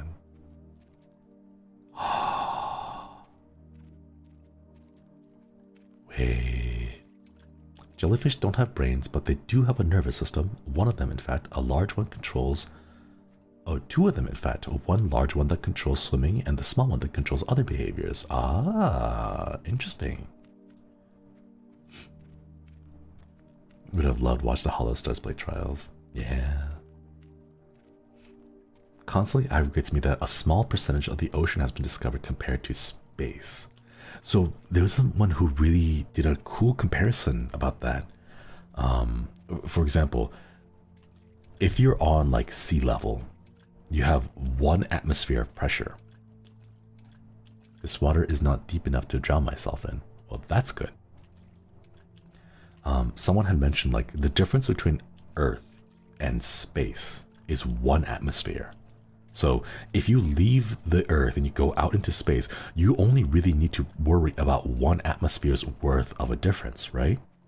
But when you go from sea level down deep into the water, you're talking about hundreds of atmospheres worth of pressure. And it's so much more difficult to manage that versus managing the 1 atmosphere difference simply for going from sea level into space.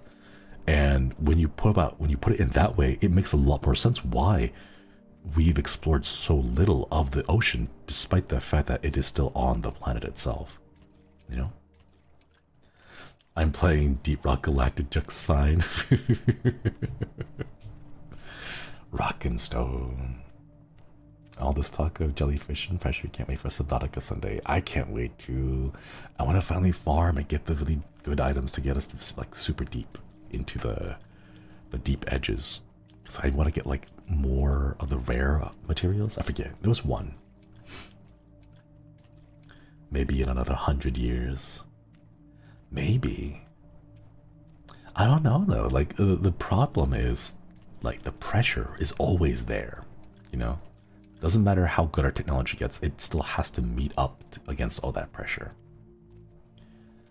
Should check out the interactive map called the Deep Sea. Really shows how crazy deep the ocean is. I've seen a few of them, especially with the recent events that compare like, here is how tall, like if you took the Empire State's Building and you flipped it upside down, here's how deep it would go. Or like if you took Mount Everest and you flipped it upside down, here's how deep that would go.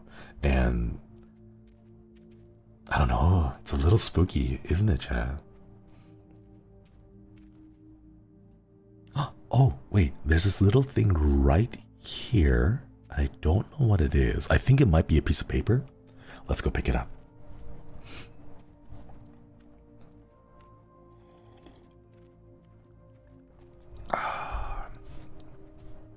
Pick up. Let's see, what is it?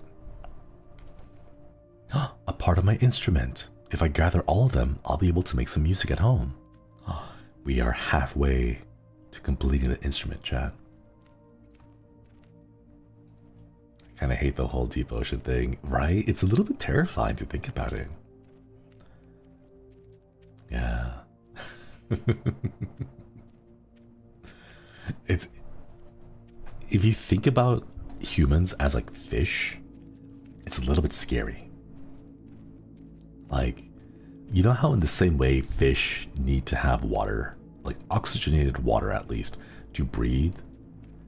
We're almost like fish. I guess we're more like crabs because we're on the ground, but like we need the air to breathe. Like the air to us is the same as the water is to fish.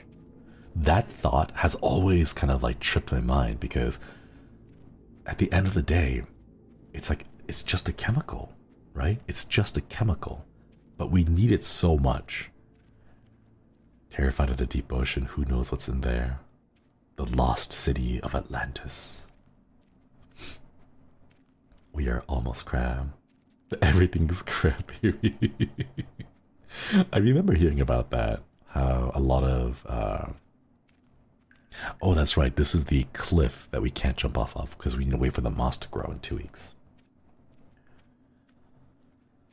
I always feel bad for the blobfish. Got named after what it looks like after it bloated. Yeah, it's true. Maybe once we see like proper blobfish down deep below, when they still have their pressurized bodies in under all that water pressure, we'll have a chance to give it a good proper name.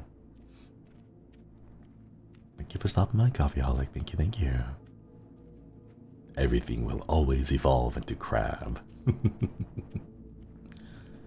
Junji Ito, the Thalassophobia comic was really good. Which one was that? I don't remember that one off the top of my head. The one I remember is Gyo, but that was more like a zombie fish machine thing, not necessarily like a thalassophobia. What if crabs are dinosaurs? I would not be surprised. I'm sure there's like people who've been tracking down the full like genealogy of a crab. The big fish that washed up on the coast. Maybe it's the one I'm thinking about. Maybe. Giant crabs, right? I wonder... Have we explored most of the caverns? Carcinization isn't that widespread. Soon there will be a glut of crab VTubers out there. All the VTubers are turning into crabs.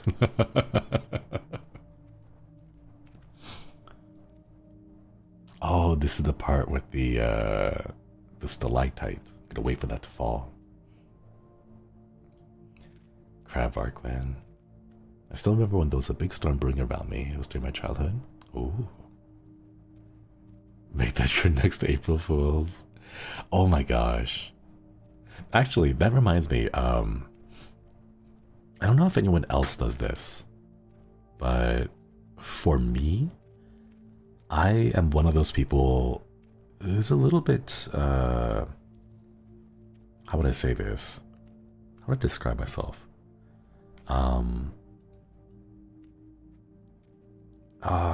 What's the word for it? Okay, let me describe the thing, right? And I'll see if chat knows the word for it. I am a little bit hesitant to try things, especially things like planning an event or hosting an event or, you know, organizing a big thing, you know? And I only really gain confidence afterwards. After I've already gone through like a dry run or test run of it. And I kind of mentioned this with my birthday. I did very like little, like relatively, I would say, just my personal thoughts. It's like, I feel like I did a very simple, basic birthday thing because it was my first one. But now that I have already gone through a birthday, I want to do a bit more. So the same thing, I want to do like, given what Bettel and I did for April Fools, I also want to, like, having gone through one April Fools already, I kind of think to myself, like, now I want to do more. Like, now I know kind of what to expect, and I want to make it a bit more elaborate, you know? I don't know if there's, like, a proper term to kind of describe that entire phenomenon of, like, I want to try something first, but nothing too outrageous. Just let me get a taste of it. Like if you go out to eat pho for the first time, right? And your best friend's like, here, have some sriracha sauce, right? And you're like, I don't know if I like that. Let me just have it plain. Let me have it vanilla first, right? And then after I have it vanilla, then I'll go heavy with the sauce, you know? That just sounds like anxiety. I agree with that. That's what I'm saying. Like, whenever I want to try a new food, I kind of want to try like the vanilla version of it, right? I want to try the vanilla version of the food. And then after I've had a taste of it, then I want to try adding all the spices and the extra like addings and toppings and stuff like that, right? Vanilla ice cream is good. It is, but like that's the kind of person I am, you know? I don't want to go all out on the first time because I want to know like what do I have to compare it to? You know, like when I do go all out, what am I comparing that all outness to, right? To every step and no skip, right? That makes sense. My dad always says taste before you season. Yeah, exactly. Like Oshi, like chat. You want to get the hang of things first, exactly. Try the original flavor. You want the baseline? That's a good way to put it. For just anything in general, like events, projects, just like celebrations, food, like amusement parks, I guess, all that kind of stuff. Just like, I would like to have the baseline first. As a Vietnamese, massive respect for you. Taste the broth first and then add season to taste. I like like I use these games to get away with playing a game while doing a Zatsudan.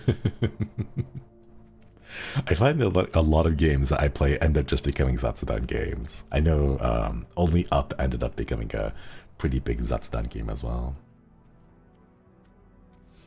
Don't forget the sriracha. I know now I really enjoy adding like an extra bit of sriracha, a good bit of cilantro, and then like a spritz of the lime.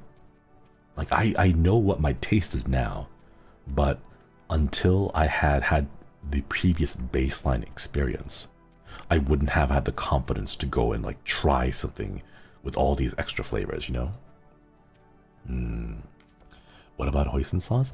I don't put that into my pho. I actually put it in the side platter and then put some sriracha in it, mix it to make it a little bit spicy.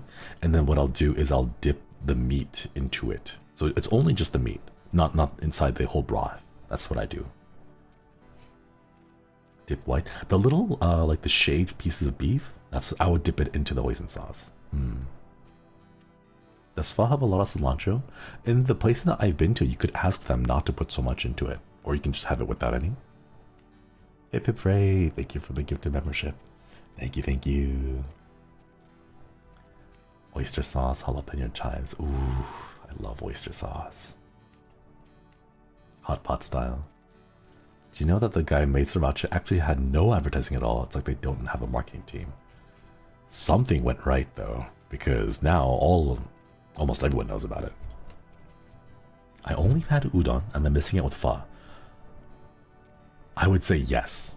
They are very different dishes, even though it's basically like you could reduce it down to, oh, it's just noodles and broth. You could say that, but the flavor profile of each of those, the textures and just the way that you can enjoy them are very different. I don't know what is a sriracha. It's like how would you describe sriracha besides like just a hot sauce?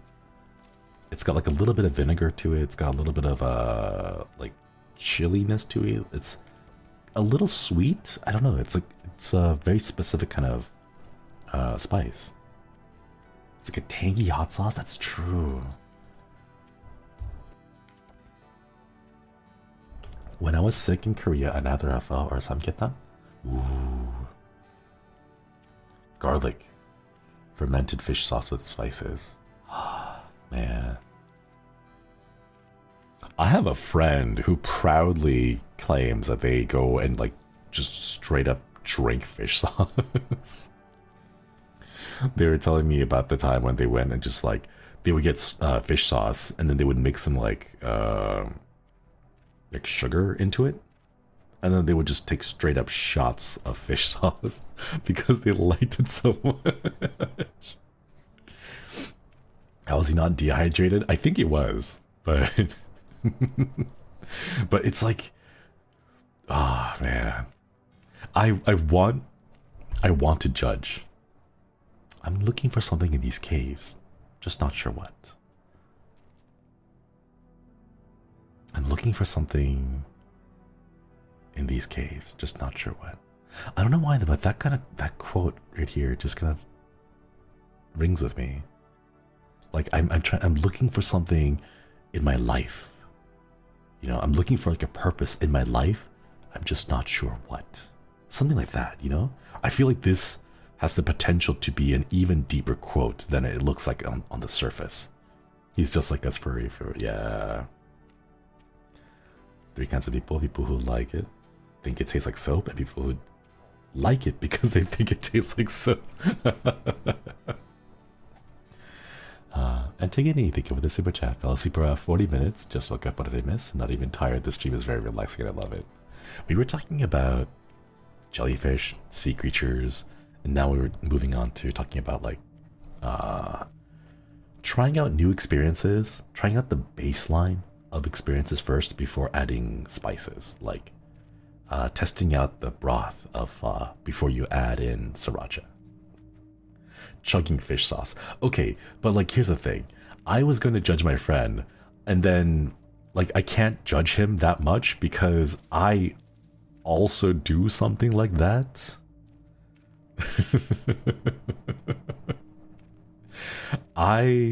It's not fish sauce for me, but it is sea salt and vinegar chips. I will eat so much sea salt and vinegar chips to the point where like the inside of my mouth will go raw, and like it feels like I'm just burning the inside of my mouth because of all the vinegar and salt, but I love it so much. I love it so much. It's such a delicious taste. So like, yes, he takes shots of fish sauce, but I also shovel in handfuls of so much sea salt and vinegar chips that my like mouth starts to go super numb.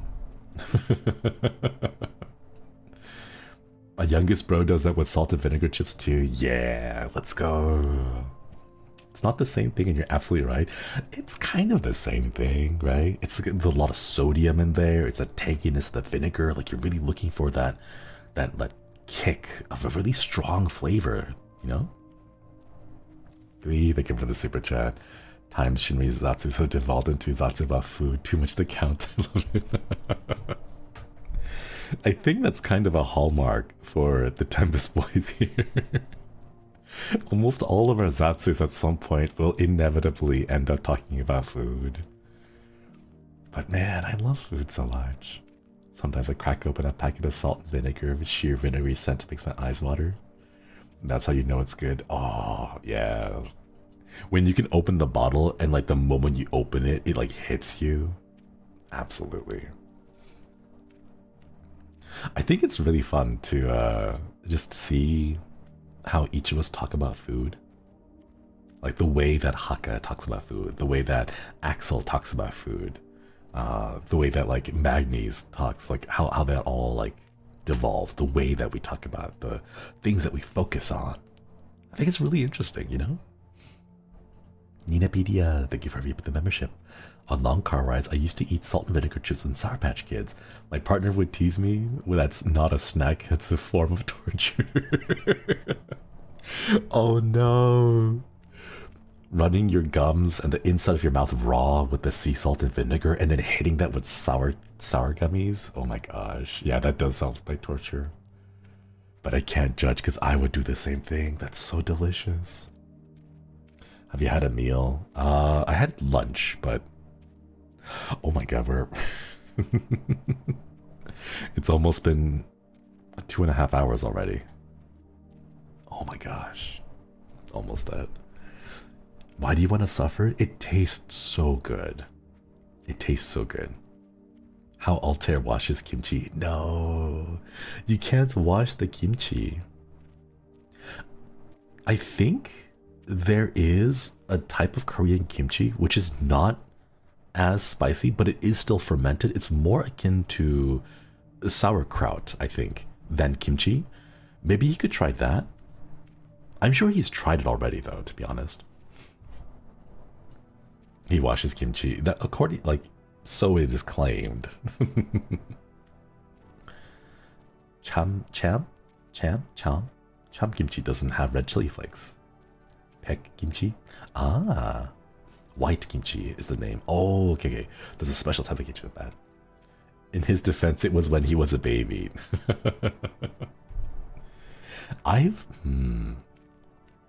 For me, I'm gonna be honest. My favorite type of kimchi is actually like homemade kimchi. I don't particularly like kimchi in like restaurants. And the reason why I say that is because too many restaurants, like whenever my friends take me out to go to like a Korean restaurant and we have the kimchi there, I like the two ones I always go for is the Napa cabbage kimchi. The ones that look like little sheets of Napa cabbage, right? And then the other one is the I forget the name. They're like little cubes of radish, I think, little cubes. But they're all like made with kimchi, right? And then like the other one is the cucumber one, daikon radish, yeah, radish kimchi. And then the cucumber ones, like those three. Those are the three that I always like think about, right? But every single time I go to a restaurant, all three of those, they're so sweet. they almost become super sweet, and I don't like it when it's sweet. But like I've had some like homemade kimchi, not sweet at all. It's just a lovely like savory hit. It's got that like little bit of tang to it. It's got the fermentation in it, little sourness. Oh, that's so good. But at the restaurants, they're always sweet. Tanjiro, thank you so much for the super chat. Whatever you ever do, never eat ghost peppers or dragon breath pepper. Cooked from Olive Garden gave me a tiny piece and I was suffocating. Oh, I want to try now. Thank you for the super chat, but I want to try it now. What was it? Was it pronounced? Or how's it said? Kaktuki? Kaktuki? Kaktuki. That sounds familiar. Yeah, I think that's it. I think that was it. Yeah, kaktuki. Oh, the tanginess. Yeah. The store, not store. Restaurant kimchi is way too sweet. That's why I don't like it. If you can make your own kimchi, you can get it as fermented and sour as you like. I wish, I would love to try. I think the big thing is that my housemates may not approve of the smell. So I have to be like wary about it. But maybe one day when I move and I have my own place, I can go ahead and like dedicate like a section of the kitchen to just making kimchi and fermenting it. Oh, that'd be so cool. Kaktuki. Okay, I see. That's how you pronounce it. Nice. Hand cam. Oh my god, hand cam stream where I make kimchi. And then I get judged because everyone's like, oh, that's not how you're supposed to make it. And I'm like, I'm trying to feel the recipe from my ancestors without looking at actual measurements. Shinri living by himself would be too powerful. I wish. Oh my god, I wish. The smell does spread, so everyone needs to be. Yeah, that's why. That's the big thing. It's just my housemates. I kind of want to just be a little bit more like courteous to them, I suppose. My family has jars we've been using for many years of fermenting kimchi. Wait, I've heard about that. Like porcelain jars, right? They're like glazed on the outside, but they're not glazed on the inside. Something about like the tiny little holes allowing like a little bit of air exchange. Do you need to have that, or like can you just go ahead and I don't know, use like Tupperware or like a steel container and just hold it in there? Homemade kimchi, love it. Used to put mine on Hawaiian pizza. Oh, kimchi on pizza? I have never heard of that combination, but that sounds so good. That actually sounds really good. It's called an ongi. Ongi? Great, thank you for the super chat. Moving out funds, thank you. Steel Tupperware. Man. We got a pickling jar we use for pickling string beans and stuff. Oh my god, I want to learn how to pickle my own stuff too. I really want to learn how to pickle. I want to make the pickled daikon and carrots that you find in many Vietnamese cuisine. I want to make the pickled carrots and daikon. I want to make that. It's so refreshing. Like, oh my god, I want it. Pickled daikon, kimchi fried rice. Are you telling me that this kimchi fried rice? Carrot and daikon slivers, yes. Yeah, I hear that you need to use a mandolin. That's the kitchen tool, right? It's like a board that has a blade actually in the board itself, and you slide the vegetable back and forth over it, and you cut the things at like a very certain set thickness. Yeah, I hear there's like a very special mandolin that lets you julienne carrots and daikons to like the perfect thickness. I want to get one of those. This gingerbread, this house. Pickling is one of the most easy things to make. I hear it's because it's also like self what's the word? Like it takes care of like the bacteria I hear. Like, as opposed to simply canning foods, which you have to do very carefully with like a lot of pressure or like a lot of heat to properly like pasteurize it. But pickling, I hear, is pretty easy because you don't really need to be too careful once you have the brine set correctly. Is that true? I want to try pickling things. Regular fire is coal. Blue fire, lapis lazuli. Smelly fire, sulfur. Smelly fire.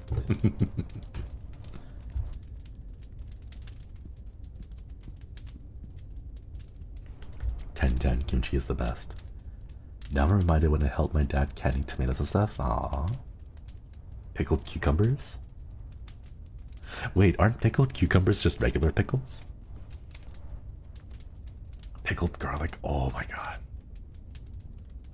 I would 100% try pickled garlic. That sounds so good. Oh my god. Pickled onions are great on such a... Okay, chat, this is what I need. I need a kitchen big enough where I can go and like pickle every vegetable. I want to pickle cucumbers. I want to pickle daikon. I want to pickle onions, green beans, carrots. Like, I want a cabinet full of them. All homemade. That'd be amazing. Wonder if you tried achar before. As a Southeast Asian pickled vegetable dish.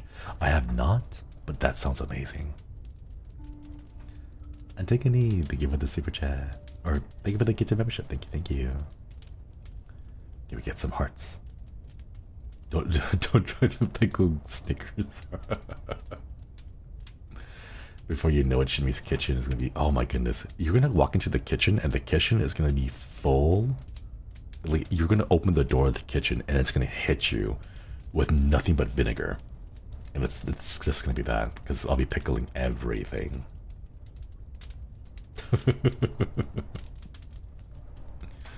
Pickled Snickers, call that snickled.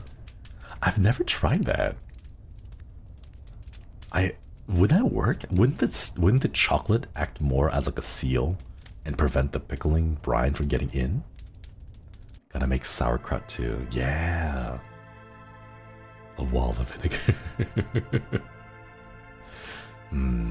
Vinegar is one of the smells that's so weird and overwhelming that it's relieving. This is true. I can understand that. Yeah. I had a deep fried Oreo recently. Ooh. I've actually never had a deep fried Oreo. For all this like state fairs I've been to, I have never eaten a deep fried Oreo. Like, I've always had the opportunity, but I've never really gotten to it. I bet he followed the Asian mama on TikTok with a 17-year-old pickle jar. 17-year-old pickle jar? Wait, what? It's good with temper batter? Funnel cake? Okay. So the reason why I actually don't go for those sweet foods is because I'm always full and stuffed up from the meats. Every single time I go to like a state fair, the very first thing I go to is like a tri-tip sandwich or like the turkey drumsticks. Like, I always go for those. Like, I don't know, I love savory food so much. And by the time I'm done eating like the delicious like savory foods and the meats and all that, I don't have the space to go and like get dessert. Unless it's something like I don't know, peach cobbler, I suppose. Something like a peach cobbler, with like a small cup of it would be a nice way to finish it up. But like, I don't know, if given the choice, I would go after all the chips, the fries, the meats in general. Instead of like deep fried Oreos. There's never enough space in your stomach. No, there really isn't. Never enough. When I used to go to event fairs, they had funnel cake and sarsaparilla. Without fail, I would make myself sick, but totally worth it. Sarsaparilla. Oh, if you get the real legit stuff, oh my god, it's so good. Oh my god. Then again, wine and liquor brewing and aging can be longer. I have a friend who like craft brewed their own beer, and he keeps putting spices in it. It's like weird. Like a cinnamon beer, it tasted strange.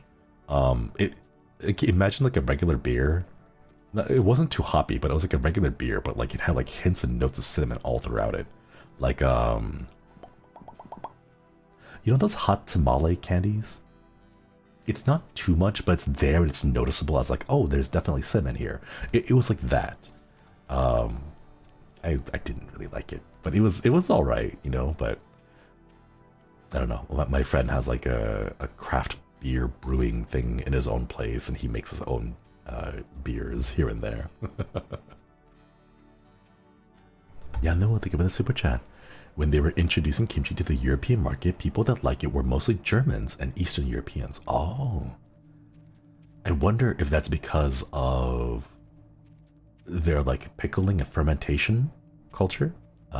Especially for like sharing similar processes with sauerkraut, right? At least that's what I would, my knee-jerk reaction without having studied it would kind of jump to. Somehow I can believe that. Do not give like really bored college students their own beer brewing like kits. They're just gonna go off and do their weirdest things. Can understand cinnamon in mead, but not in beer. Yeah, it really wasn't the best, to be honest. I enjoy making gin, mead, and Osmanthus dandelion wine. Is that Osmanthus wine? Oh, what's that line again? Osmanthus wine tastes the same as I remember, but where are those who share the memories? Something like that. Have you ever brewed your own beer? No. I never really got the kit, so I like never had the patience for it, so I just kind of never really got into it. I have a friend who does it though. This is why he's benched on my account. He just keeps talking, doesn't he? Oh my gosh. Forget brewing kits. Don't give college students any tools that let them make their own anything. Yes, this is true. It does apply to a lot more stuff than just craft beer, right? Micheladas are spicy beers. Aren't they made of like mostly tomatoes, right though? Or am I misremembering? I thought like in my experience with the micheladas, it was like mostly tomatoes or like tomato-like juices. Maybe? If there's a will, there's a way. We're back on VA. Jong Lee's English VA also voices my favorite character of all time, so I cannot help but love him. Nice. Tomato juice, yeah. We found out habanero vodka. Wasn't my taste. I can imagine that hitting pretty hard. Spice and liquor hits pretty hard. After the first couple of sips, like just the alcohol on its own would like enhance that stinginess. Man, had buddies in college who killed the rice cooker by deep frying tempura in it. No. Deep fried. Oh wait, I mean, I can understand like it's a rice cooker. It's like a deep pot in a way, and it has like a lid, but they're not the same. Poor rice cooker. Do you guys think ketchup is tomato juice? I think ketchup has too much vinegar in it to be like tomato juicy, doesn't it? I've always thought like you'd have to add like some sugar and vinegar to it. Fry with the pot. I've always been worried about frying with the pot. Not like the splash of it, but like what do I do afterwards? Like what do I do with all that oil? Right? You gotta like strain it out and then clarify it somehow to make it clean enough to use again. But then like once you've used it like 3 or 4 times and it has that like dark brownish golden color where you've already used it plenty of times, what do you do with that? You know? Saying that's why I don't do it. Yeah, I've always wondered like what do I do with it? Daiso oil hardener. Oil hardener? You drink it. Oh my goodness, that would be so many calories if you drank it.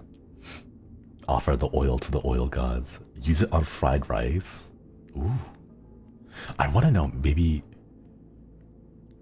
Because I'm trying to think, like, maybe you can go and... like, it's cooking oil, right? So, like, even though it is used, it's still cooking oil, right? Oh, sorry about that wording. Sorry about the lack of wording, but flashbang. We're gonna try heading out this way and see how far we can go.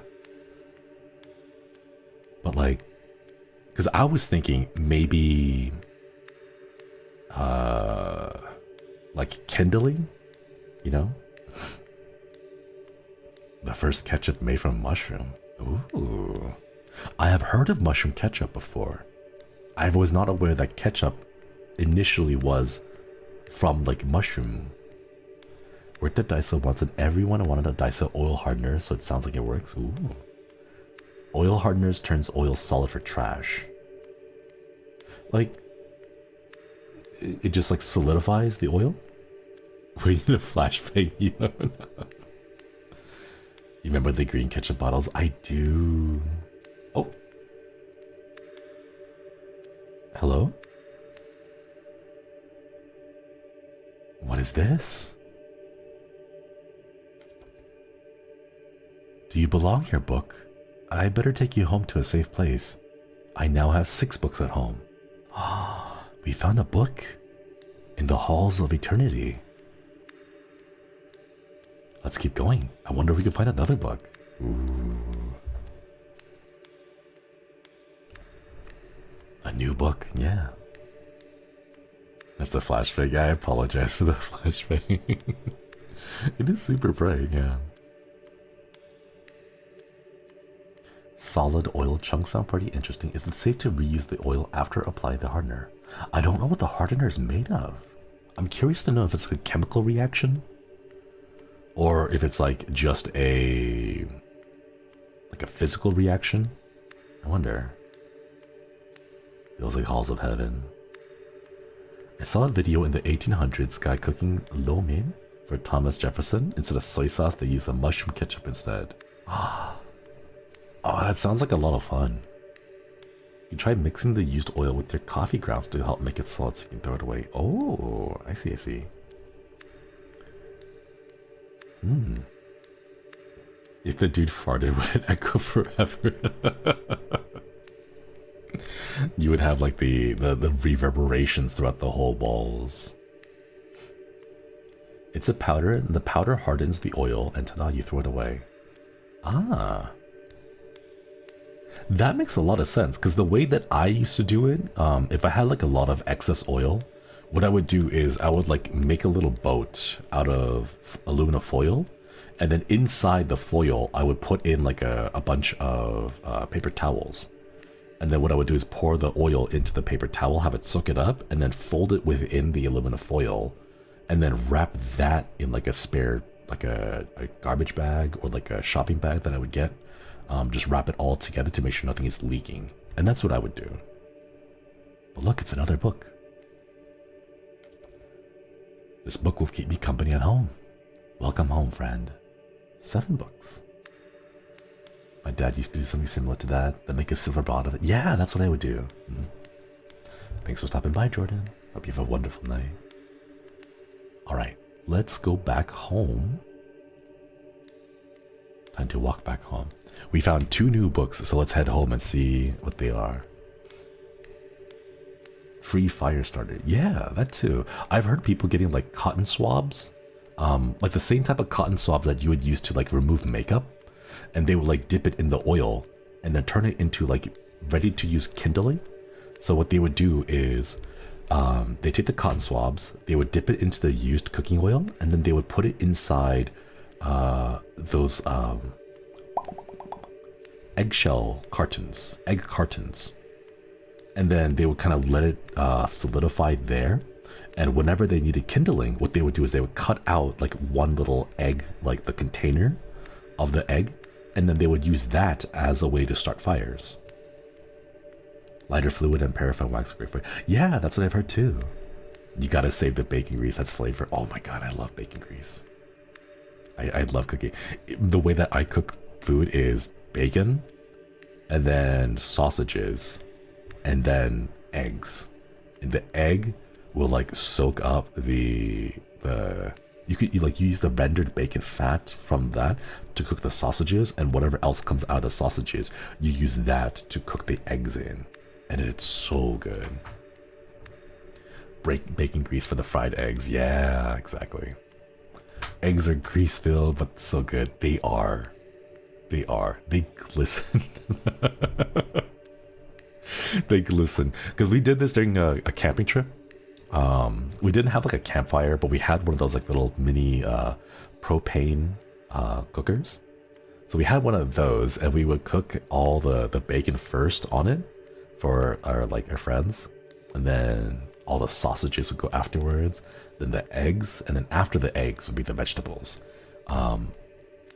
This one I had not actually realized I really enjoyed, but the way that I do is you get tomatoes, right?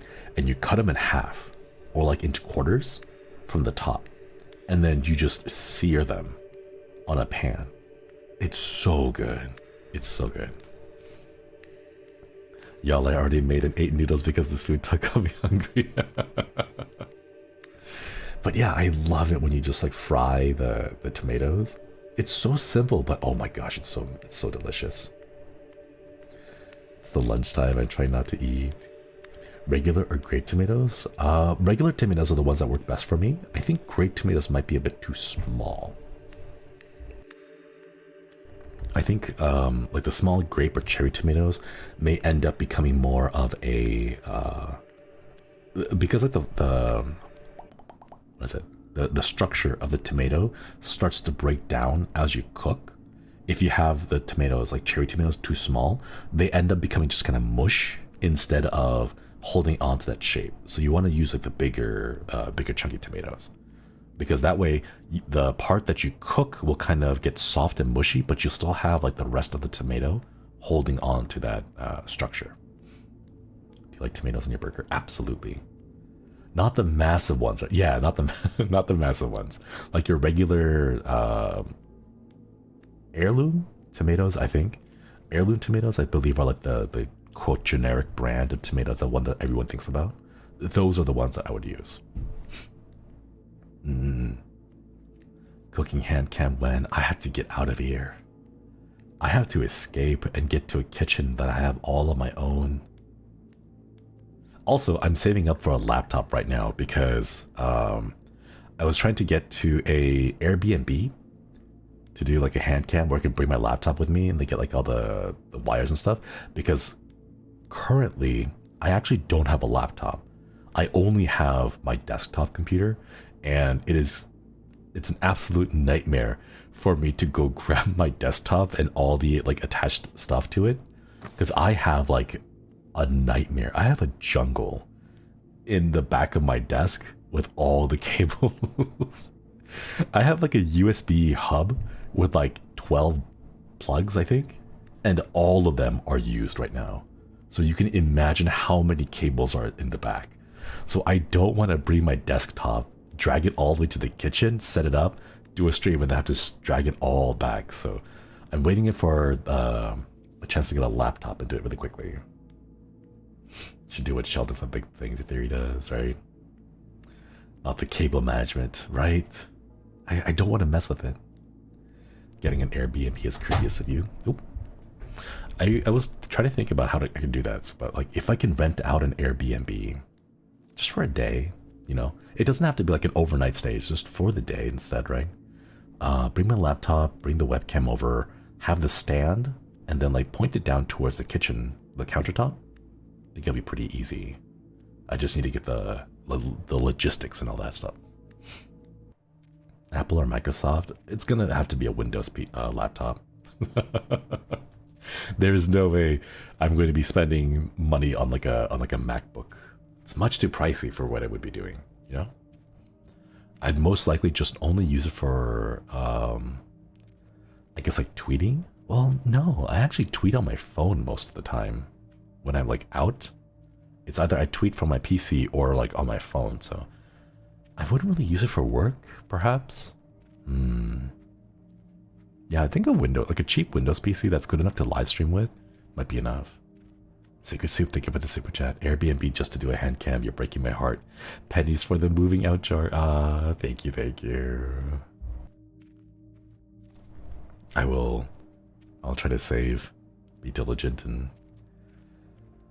build up a stockpile so we can get out. Do you have a certain laptop in mind, or are you still shopping around? Still shopping around. I've decided to wait a little bit. I believe in like 2 weeks or so, I believe. There's like the Amazon Prime Day sales, something like that. So I'm keeping my fingers crossed to see if we can find maybe a cheap laptop during the sales and pick it up then. Yeah, July 11th, 12th, it's about 2 weeks from now. Do you have a separate computer for non-streaming? Nope. Everything I do on one PC. I guess the difference here would be like I have everything on one PC, but I have like multiple monitors to help me like organize my workflow, but the meat and potatoes of the operation all takes place on one PC. Best of luck with saving up, thank you. How does your PC survive? Barely. I have to keep that in mind. I'm on the hunt for one as well. Yeah. The PC is supreme. Framework allows you to add multiple HDMI ports. I don't really need that much stuff. Honestly, I really need like a laptop that's good enough to like record on OBS, input some webcam video footage, and that's really it. I don't really need too much. Correct monitor fun. Thank you, Gui. Thank you. Framework lets you upgrade the internals later too. I'm not really looking to get like a laptop that like keeps pace. I work from home for obvious reasons. I work here from the guild hall pretty much constantly, so my PC's already here. So I don't really need to worry too much about like the processing power of it.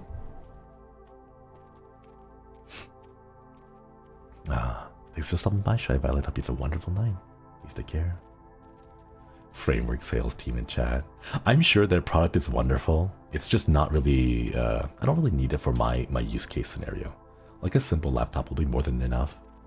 If I can play maybe like Minecraft without shaders on it and be able to stream that, that's probably like the fullest extent I need.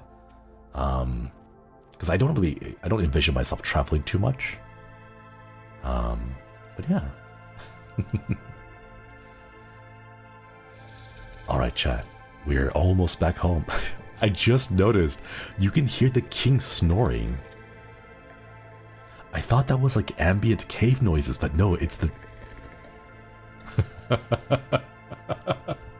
it's the king snoring. No wonder. Oh, okay. Actually, I feel like YouTube streaming, we need to tap into at least some video encoder, hardware encoder would help. I'll take a look at it. I'll do some searching around. There's like two weeks or so before the sales. Hopefully one of them goes on sale.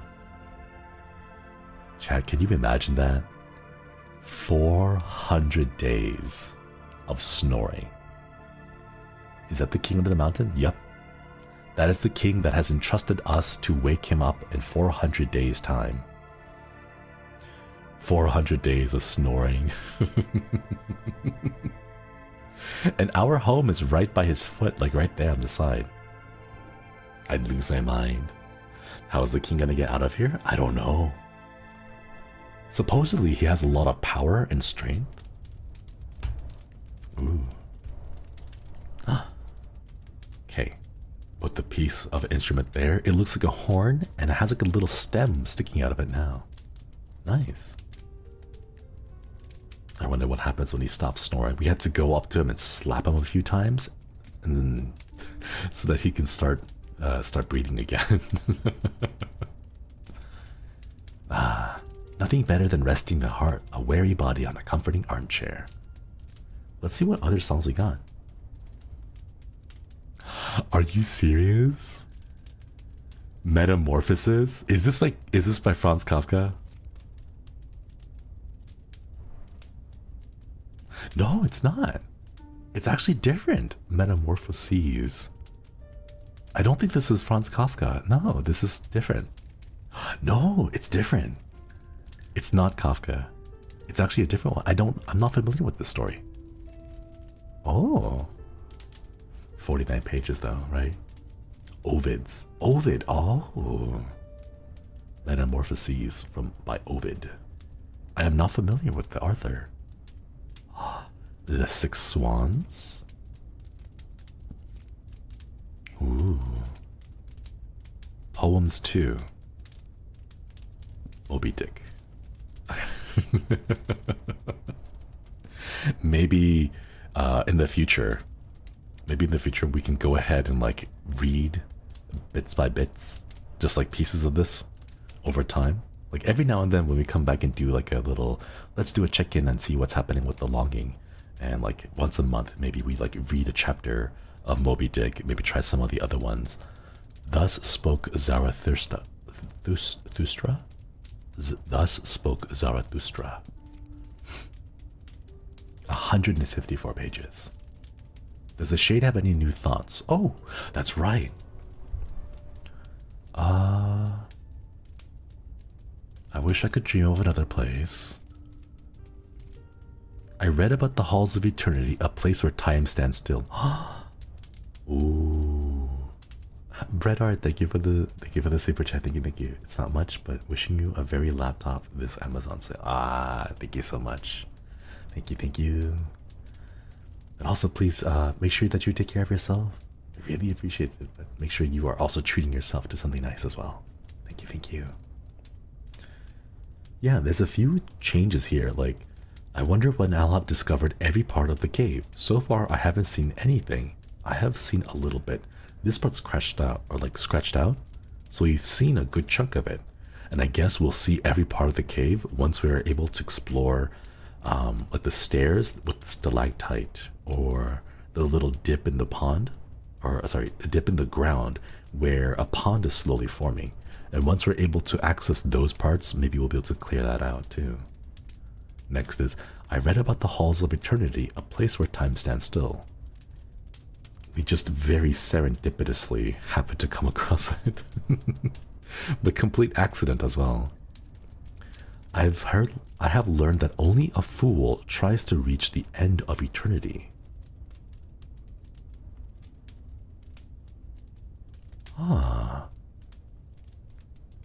Chat, if we discover the Halls of Eternity, and this part gets crossed out, do you think that there actually is something at the end of eternity that if we achieve will also cross that second sentence out?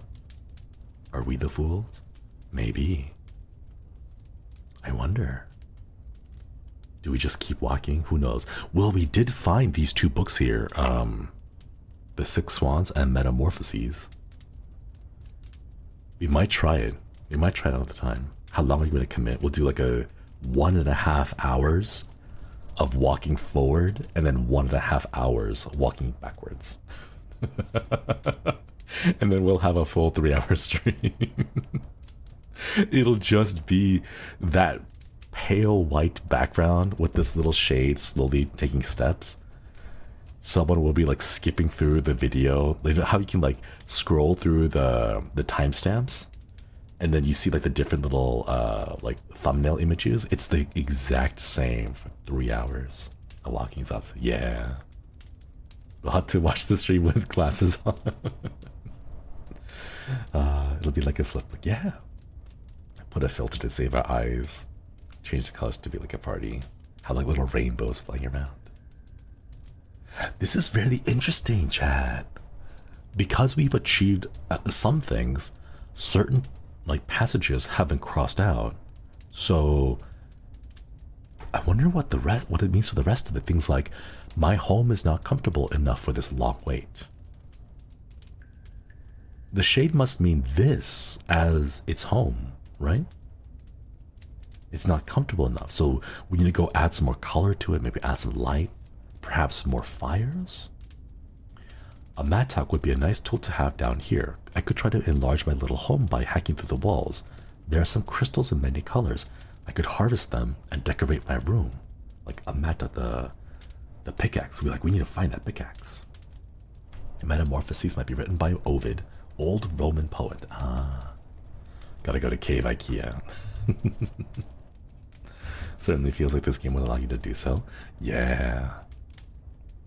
Luckily, I don't need to eat, but it would be nice to grow some pretty mushrooms. I want to see what the mushrooms look like too. Currently, I have 2 disappointments, 3 flint, 9 coal, 4 paper. Real man, thank you for stopping by. Hope you have a wonderful night. Alright, chat. 2 disappointments, OMG. I don't think disappointments are disappointments in the sense that like it's a negative on our character or like our psyche, but rather they're like disappointments in the sense of like I wasn't able to climb this wall because there hasn't been enough progress, or like I wasn't able to jump off the cliff and land safely because the moss hasn't finished growing yet. So I think it's more of a teaser of, hey, there are 2 areas in the map that you haven't checked out yet, and we're going to call them disappointments because as we are right now as the shade, we can't access them. But it's a little bit of a reminder of like when you do come back, hey, let's check out these disappointments, see if the path has now opened again, and we can go explore more places. So I think that's like a really cool way to do it. Yeah. Yeah. All right, chat. Wait, give me just a minute.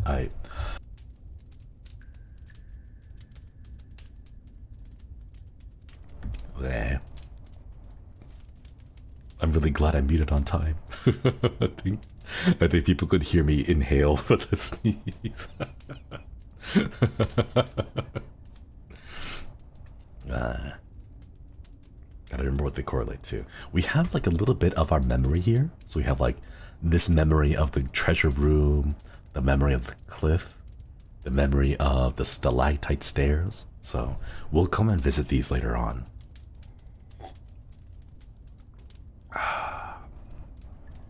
Needed to sneeze too. What are the chances? Thank you for all the blessings. Do you have a dad sneeze? Guess you'll just have to wait for the time I mess up and forget to mute, and then you get to hear me sneeze on stream. Oh, Hip Hip Ray, thank you so much for the super chat. I just want to say thank you for creating such a wonderfully warm and accepting koi pond. Things have been a little rough for me lately, but I'm so happy to have a safe space here in your streams. Thank you. Thank you so much for the super chat. And thank you so much, that really means a lot. It's really wonderful to hear how welcoming and accepting the kois are. And I hope things do improve and get better for you. And keep up. Never stop trying, because as long as you keep moving forward, it'll get better.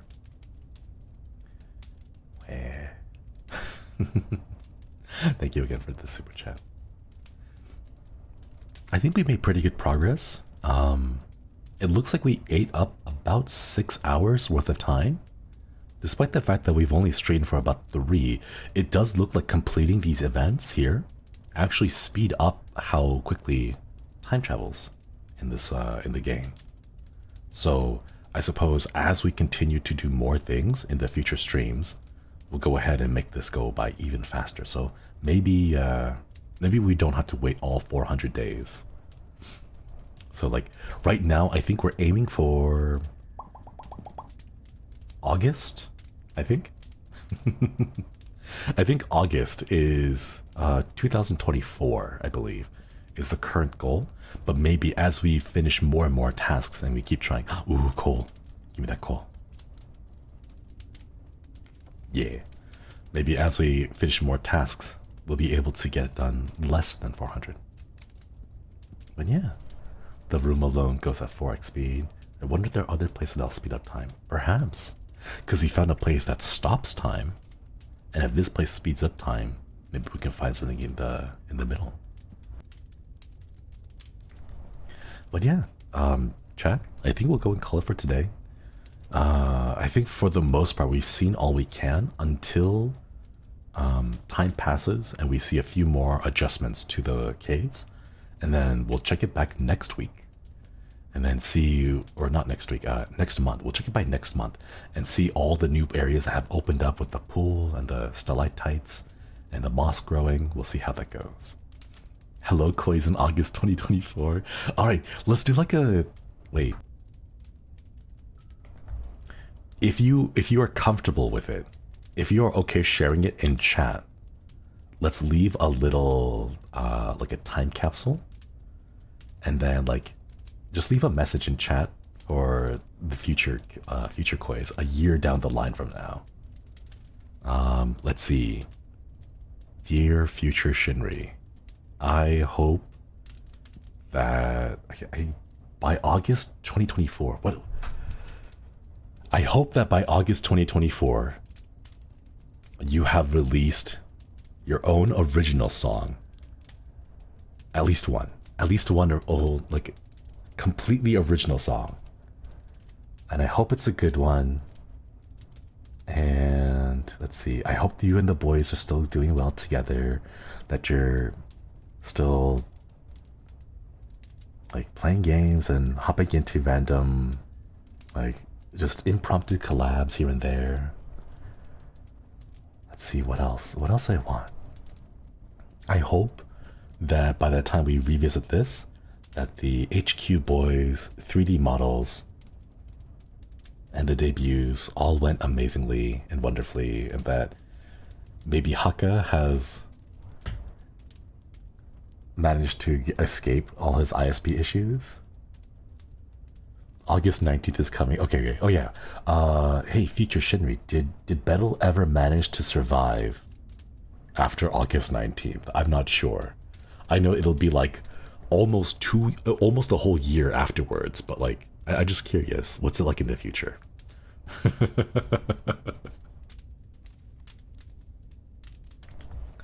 And then let's see, I don't know. Oh, I hope you had a chance to perform at HoloLive 5th Fest. I hope that was fun. I hope you kept working hard to get to HoloLive 5th Fest and were able to perform on stage the same way that you've always wanted to, this big dream of yours. Hello, Hakka. Hello, Hakitos. We're just about to actually end. For those of you who are not aware, this game takes 400 days to complete. If you look at the top here, it says 399 days, 17 hours, 47 minutes, and about 10 seconds. So we're leaving a little time capsule in chat and just talking to our future selves from the VOD, so that when we come back to visit 399 days down the line, just, you know, a little time capsule, a little nice message that we left for each other. But yeah. We're about to go and end the stream soon. But yeah, Hakka, hope your stream was good. You actually jump scared us a little bit, because I had your stream on in the background and I wasn't, I was like lurking when you had the stream up and then your internet crashed. And then I left the tab on, and then when your internet came back, you jump scared all of us in chat because I still had you at max volume. I think it's like somewhere in, I don't know, like an hour into the stream, you'll see it in the VOD, like out of nowhere, Hakka's voice will just jump out at us. But yeah, hope you're all having it. Why does the character look like a soot-covered Mr. Burns? Because, I don't know, actually, we're supposed to be a shade. I feel like I've set myself up quite well with this underground lifestyle. Let's go ahead and take a seat. But yeah, we're gonna just sit and stay here. We're gonna come back to this game in about a month's time, and then see exactly how much progress has been made. He'd log in, yeah. Well, hope you had a good stream, Hakka. Sorry to hear about your internet problems, but I hope when you managed to get back that it was still pretty good. I hope it was still good.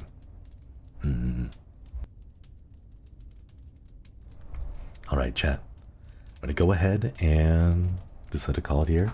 If you have any final messages, at least those that you are comfortable with sharing in publicly in chat, feel free to go and leave yourself a quick little message here, and then we will all revisit this almost 400 days down the line. To future Shinri, you are Ama? Ask me anything? Oh yeah, we could do like an AMA. Wait, didn't we almost do an AMA? And then I never really finished all the questions, did I? Oh no, I just remembered that I have to... I just remembered I have so many questions from the AMA that we still need to... Oh no. That completely slipped my mind. Oh gosh. Okay, I'll go back and try to find the ones of... Oh jeez. Okay, future Shinri from 400 days into the future from now. Did you ever get around to answering all the questions that the membership quiz asked you in that one Ask Me Anything post that you made on the YouTube community posts? And if not, why haven't you?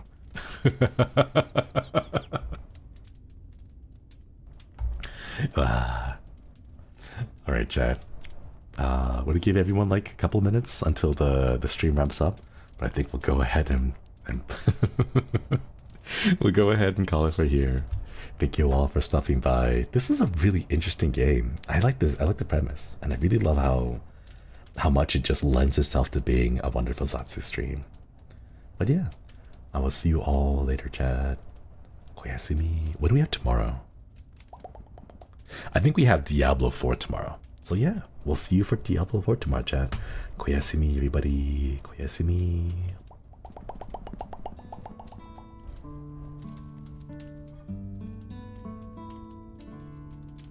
Oh,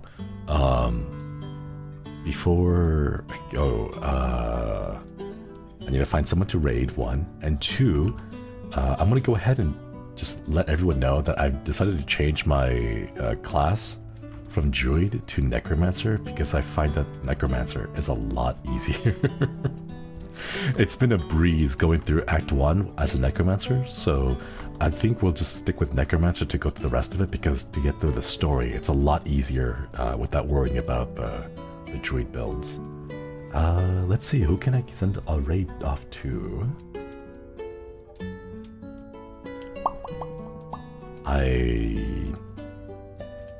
I don't actually see anyone who is currently live. Oh no. Who's streaming? Can fly. Okay. No one has dates on their thing, so I have no idea who to send these raids off to. Not on public. Yeah, I don't see those, unfortunately. I don't think I can raid that way. I see... You know what? Here. Just to give Vesper a little shout out, he does have a 2.0 reveal. It's not for a couple of days. It'll be on Friday, but we'll send you over to his waiting room just to give everyone a reminder that he has a 2.0 design coming out. So give him a little love for that. Thank you all once again. I'll see you all soon. Koyasumi.